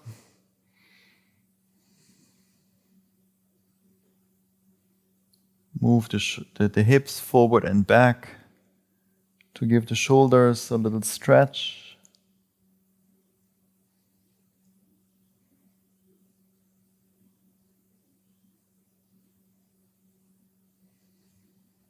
And set the hips all the way down after shifting forward. Land the hips all the way. Lift the chest up. Inhale. Exhale, bend the arms back.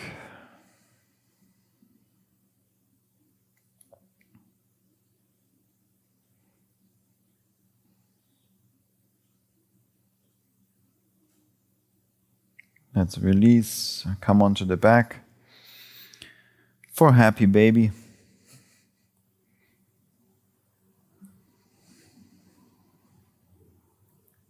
Grab behind the knees or grab the outsides of the feet and then pull the knees into the armpits.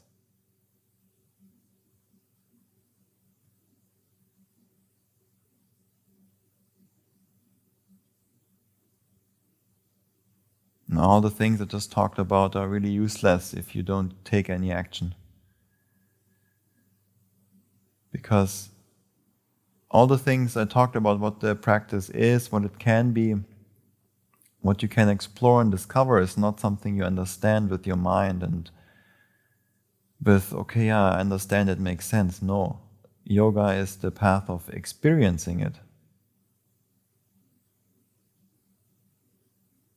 And experiencing who you truly are, what's your place in this world, how it's actually all connected and there's nothing separate,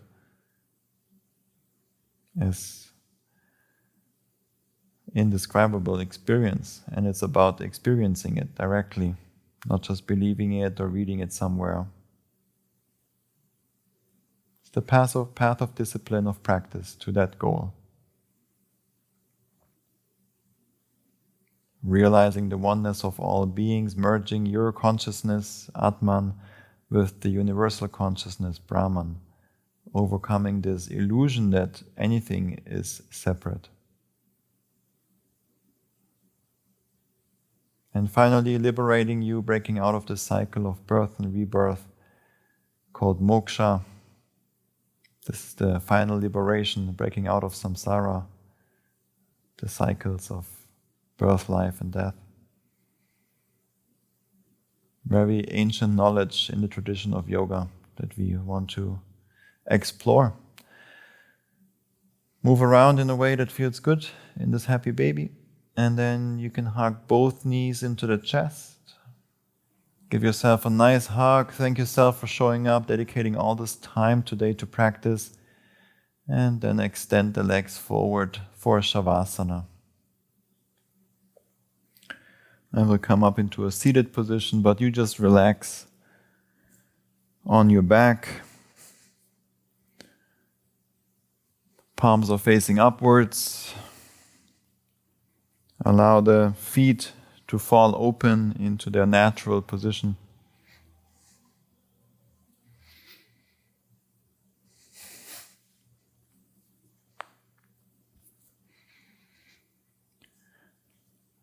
And then allow your body to fully relax.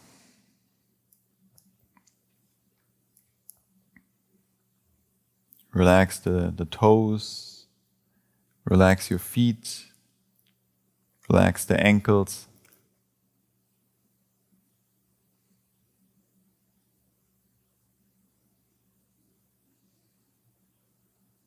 Relax the shins, the calves. Relax your knees. Feel the thighs. Allow them to be heavy, melting into the ground.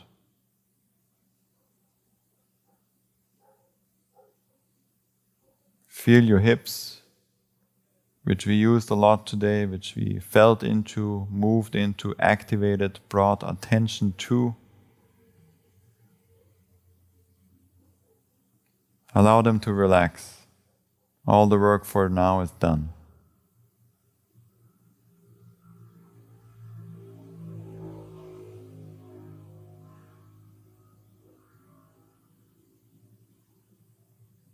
We need to know how it is to be fully relaxed in order to know how it is to be fully contracted.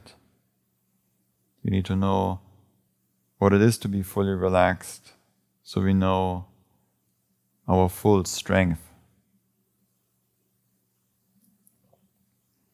Relax your abdomen, lower belly, mid belly. Relax the chest.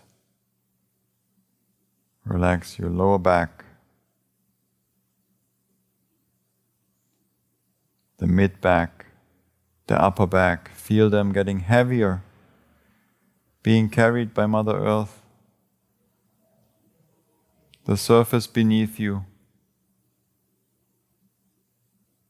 She is there to support you always. And someday you will go back to her into the earth and she will recycle your body as well.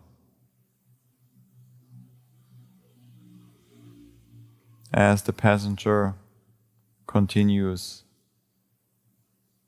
the journey,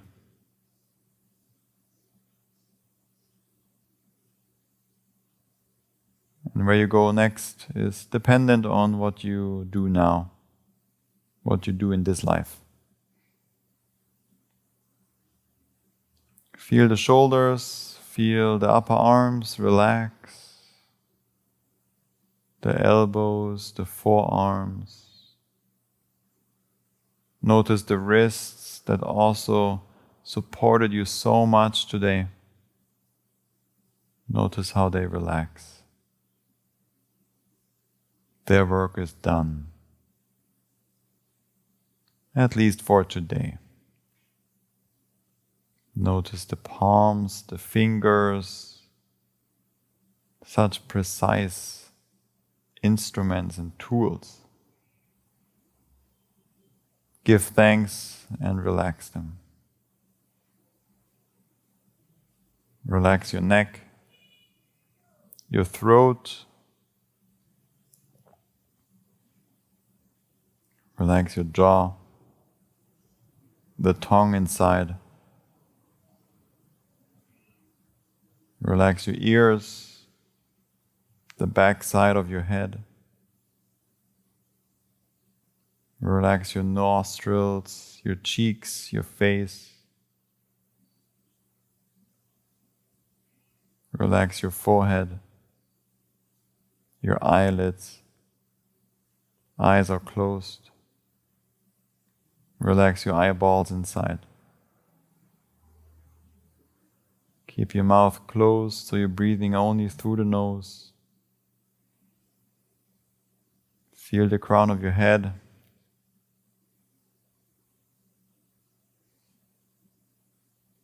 Relax and soften into that area a bit more as well.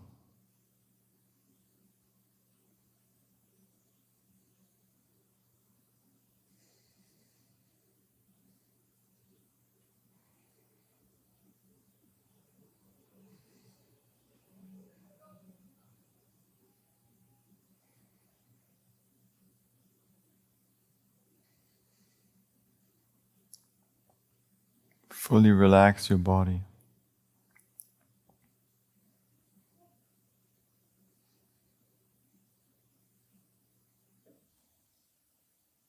Observe how the air is flowing in and out through the nose. Just like we did at the beginning of the practice.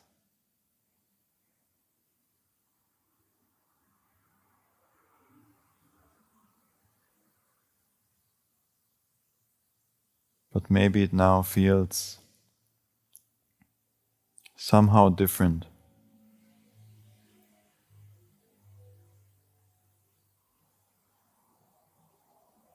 Something changed.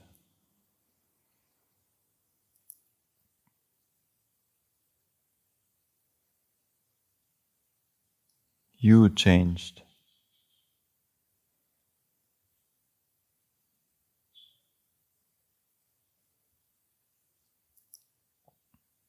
We've removed a few of the layers that hold us back from seeing our true self. And we continue to peel away those layers in this practice right now and every day.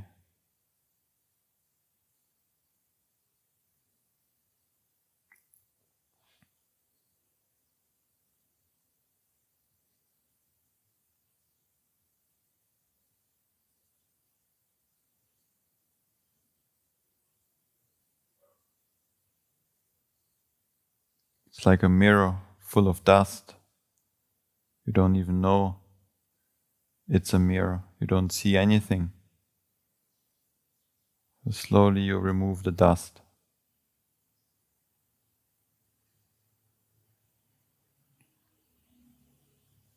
Or like a flame in a fire.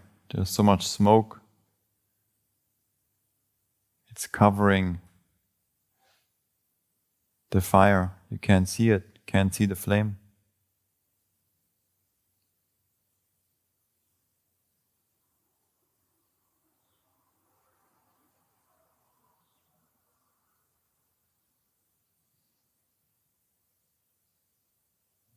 Keep your eyes closed, but start to slowly wake up the body. Move the fingers, the toes. Move the toes, the feet, the wrists. Eventually reach both arms up and over the head. Like a good morning stretch. Then bend your knees. Roll over to one side.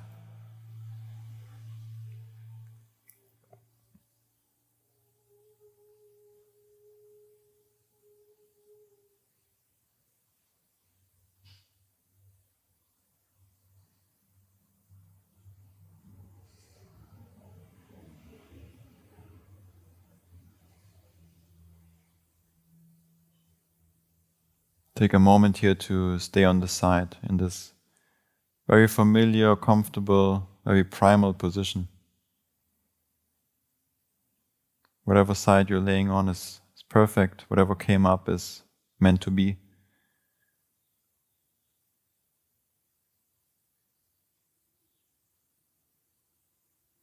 And from there, slowly push yourself up to a comfortable seat. Try to keep the eyes closed and simply feel your way. There's nothing to see. All you need is to hear. Reach and feel for a pillow to sit on so you can get comfortable. So you can sit upright, alert, but also relaxed. So you can sit right in the balance of effort and ease. And we continue our practice here.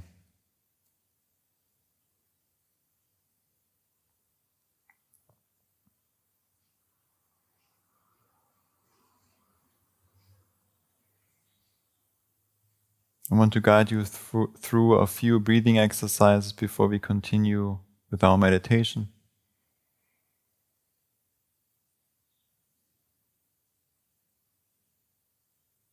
The first one is Viloma Pranayama. Translated, it means the breathing that's going against the natural flow. As you know, with the breath we have in a full cycle the inhale and the exhale. There's also the kumbhaka after the holds after the inhale and the kumbhaka after the exhale. But for now we just focus on the inhale and the exhale.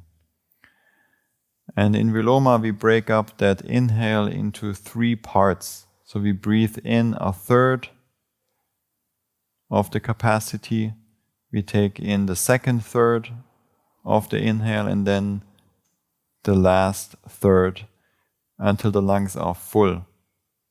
And then we exhale in one continuous flow. So it is an inhale, inhale more, inhale all of it, exhale. Let's join me. Inhale 1/3, inhale a third, inhale everything, exhale.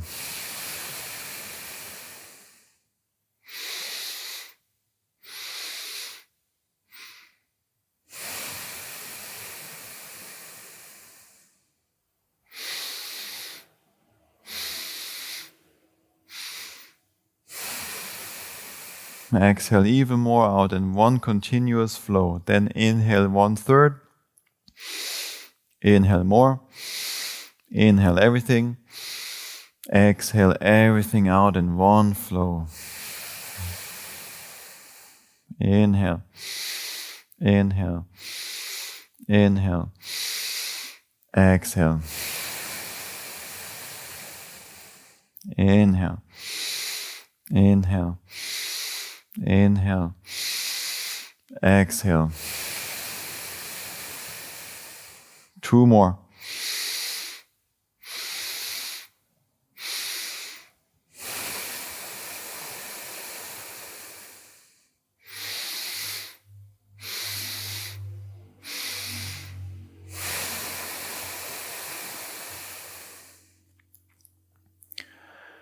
Return back to a normal breath, sit tall. Simply notice the effects of changing the breath in this way.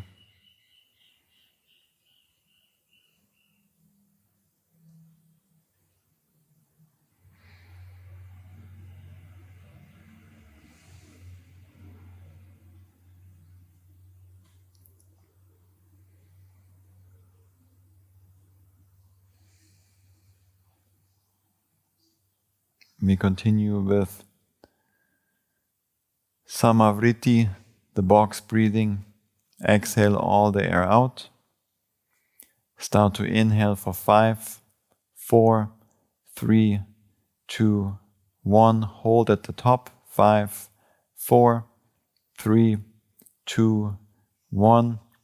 Exhale, 5, 4, 3, 2, 1. Hold at the bottom. 5, 4, 3, 2, 1. Inhale, 5, 4, 3, 2, 1. Hold 5, 4, 3, 2, 1. Exhale 5, 4, 3, 2, 1. Hold 5, 4, 3, 2, 1. Inhale 5, 4, 3, 2, 1. Hold 5, 4, 3, 2, 1. Exhale 5, 4, 3, 2, 1. Hold 5, 4, 3, 2, 1. Inhale 5, 4, 3, 2, 1. Hold 5, 4, 3, 2, 1. Exhale 5, 4, 3, 2, 1. Hold 5, 4, 3, 2, 1. Inhale 5, 4, 3, 2, 1. Hold 5, 4, 3, 2, 1. Exhale 5, 4, 3, 2, 1. Hold 5, 4, 3, 2, 1. Inhale 5, 4, 3, 2, 1. Hold 5, 4, 3, 2, 1. Exhale 5, 4, 3, 2, 1. Hold 5, 4, 3, 2, 1. Come back to a normal breath. Deep breath in and breath out. Allow the breath to return to a uncontrolled rhythm, the natural flow.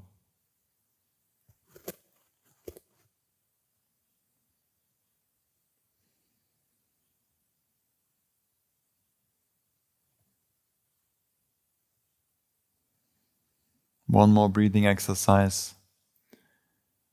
And it's already getting quite meditative, so it's a perfect transition to go into our meditation. Just a few rounds, or several rounds I should say, of the 4-7-8 breath. A fantastic breath to calm down, to relax the nervous system, and to prepare for meditation. We inhale for 4 seconds, hold for 7 seconds, and then exhale for 8 seconds. And then it goes right into inhale again for 4, hold for 7, exhale for 8. Let all the air out. Sit tall, take a deep breath in. 4, 3, 2, 1. Hold 7, 6, 5, 4, 3, 2, 1. Exhale 8, 7, 6, 5, 4, 3, 2, 1. Inhale 4, 3, 2, 1. Hold 7, 6, 5, 4, 3, 2, 1. Exhale 8, 7, 6, 5, 4, 3, 2, 1. Inhale 4, 3, 2, 1. Hold 7, 6, 5, 4, 3, 2, 1. Exhale 8, 7, 6, 5, 4, 3, 2, 1. Inhale 4, 3, 2, 1. Hold 7, 6, 5, 4, 3, 2, 1. Exhale 8, 7, 6, 5, 4, 3, 2, 1. Inhale 4, 3, 2, 1. Hold 7, 6, 5, 4, 3, 2, 1. Exhale, 8, 7, 6, 5, 4, 3, 2, 1. Inhale, come back to a normal breath. Uncontrolled, unrestricted, just a natural flow. Allow the breath to settle again. Notice the effects. Keep your eyes closed.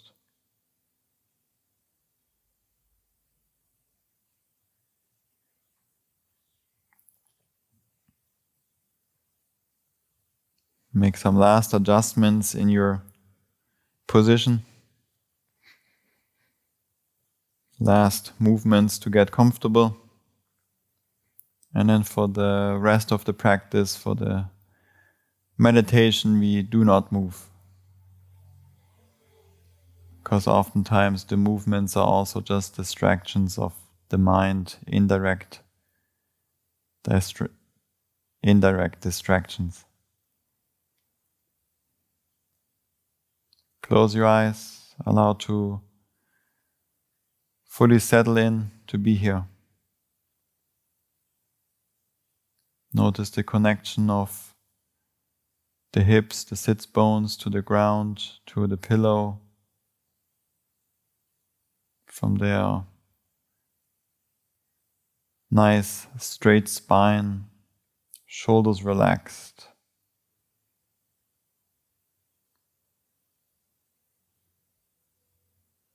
Shift your awareness to the belly. How with the breath the belly is moving.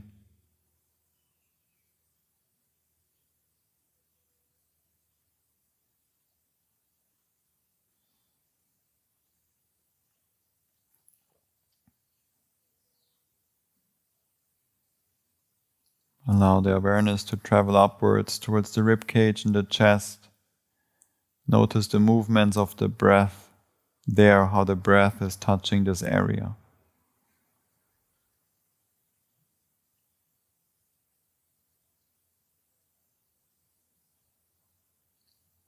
Allow the awareness to travel up into the head and then forward to the nostrils.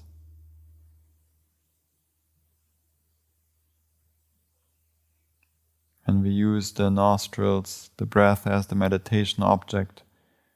If you're already an experienced meditator and you want to choose a different object, then of course go for it.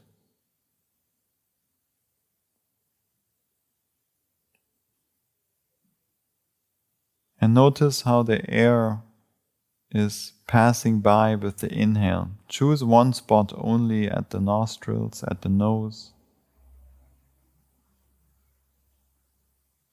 And with the exhale, notice how you focus on that one spot again and the air is flowing out. It's again flowing in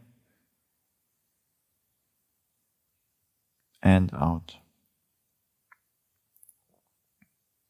And that's all you need to focus on.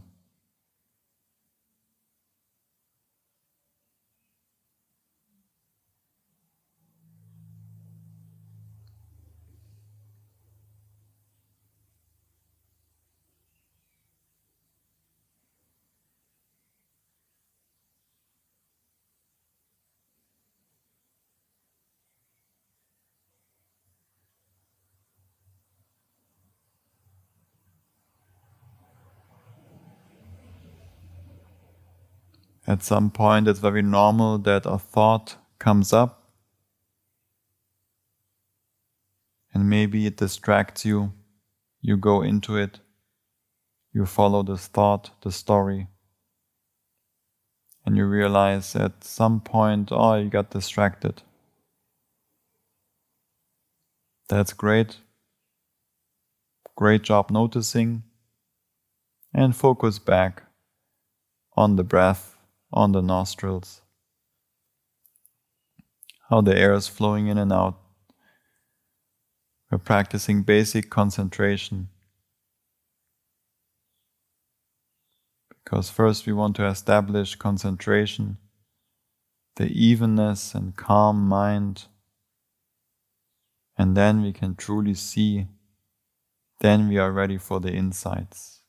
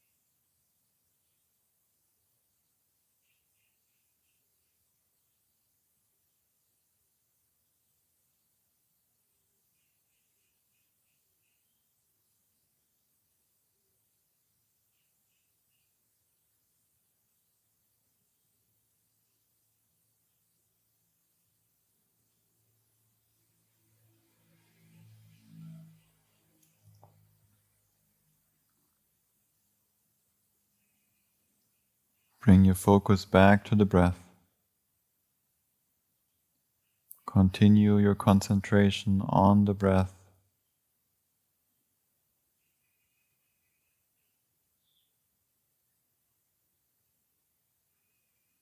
So that once the mind is settled and calm,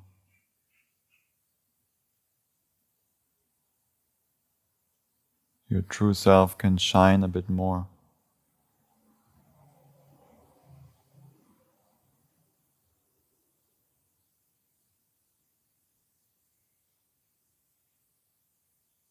And it loves to shine.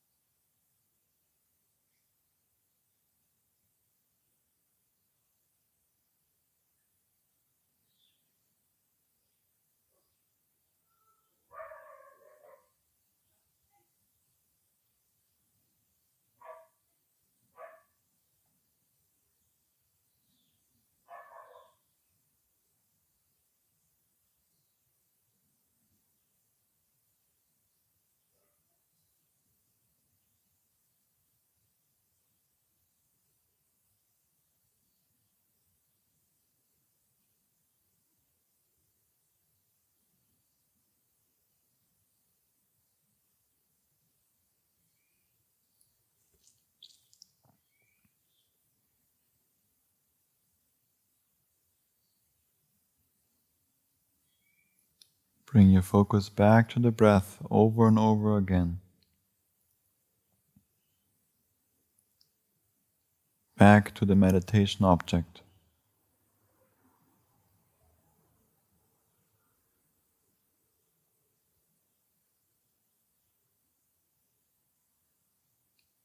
Especially in the beginning, this is very hard because you have to do it so much.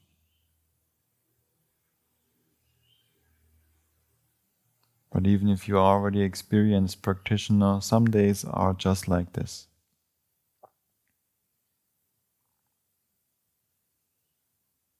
Like waves, they come and go.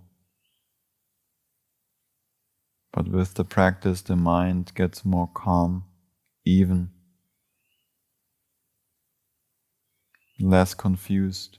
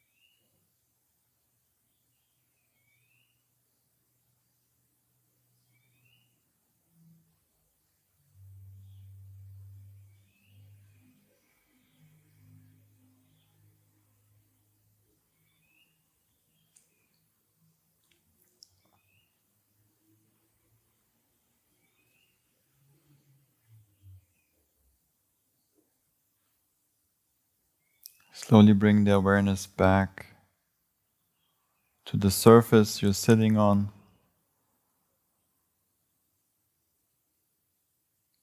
to the hips, the feet, the knees, which might be connected to the ground, that supported you in this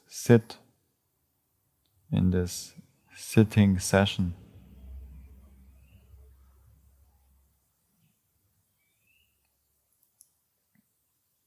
In order to make it a regular, consistent practice, it's good to practice in the same spot around the same time,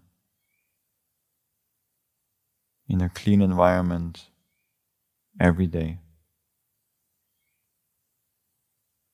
Notice how the breath is moving the belly. It didn't leave you hanging, it's still there. How it's moving the chest.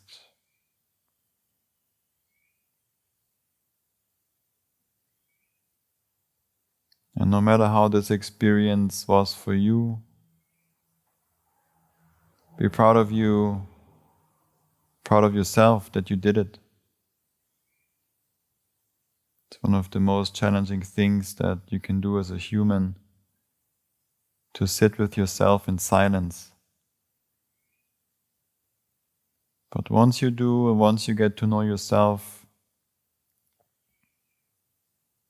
you're actually starting to really enjoy the company with or of just yourself.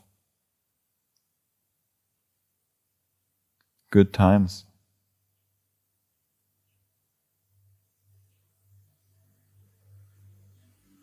Start to deepen the breath, fill the breath, the body, the lungs with good fresh air, slowly coming back.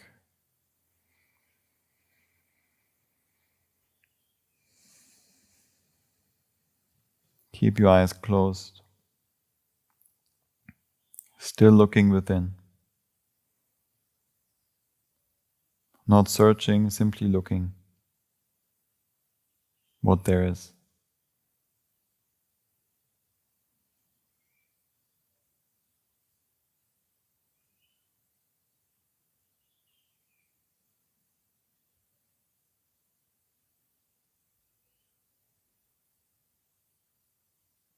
I already said a lot in this practice today over the course of the last 2 hours or 2.5.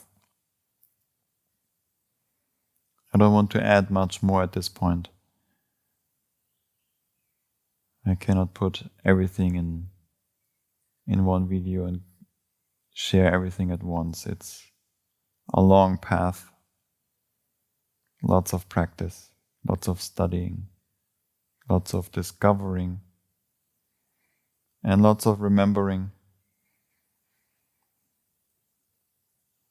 Let's finish our practice here. Bring the hands to the heart.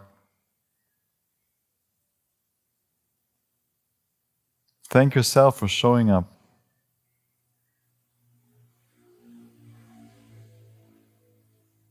It's really such a huge investment and commitment to do this whole practice.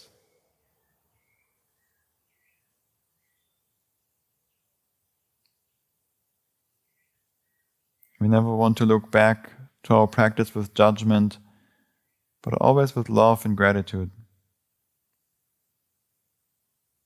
that we did show up and that you actually showed up so many times in your life already for yourself, and that you did not give up on this beautiful gift, exploring this great mystery of life.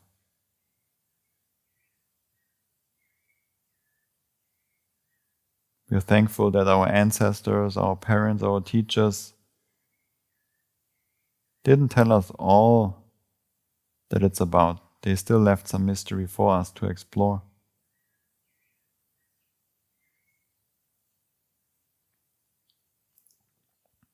The tradition of yoga is one of the ways to explore and experience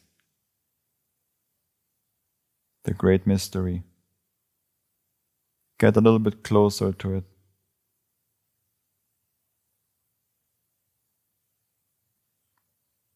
Thank you so much for allowing me to share this practice with you today.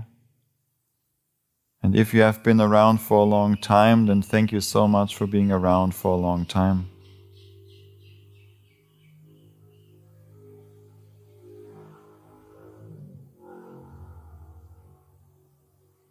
Maybe you have been around since episode 1 of this Yoga for Men series.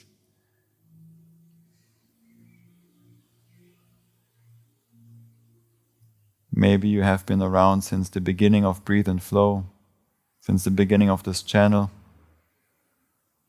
Maybe this is your first video. Then it's really impressive.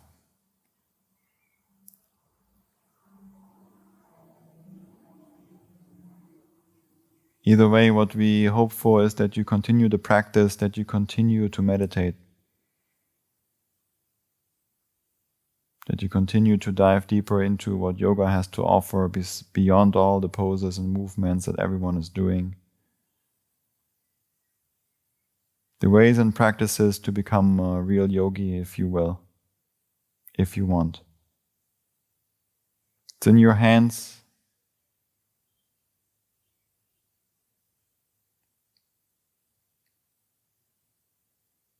Slowly blink your eyes open. Thank you again for being here with me for all this time today. Please like and share the video. Maybe do it with someone together another time, in person or virtually. Subscribe to the channel, it really helps. And if you want more long content just like this one, check out what we have to offer on Patreon. We already have a great community there and lots of amazing content just like this one. Let's finish up our practice today with one round of Om, the sacred syllable Om. Exhale all the air out. Take a deep breath in.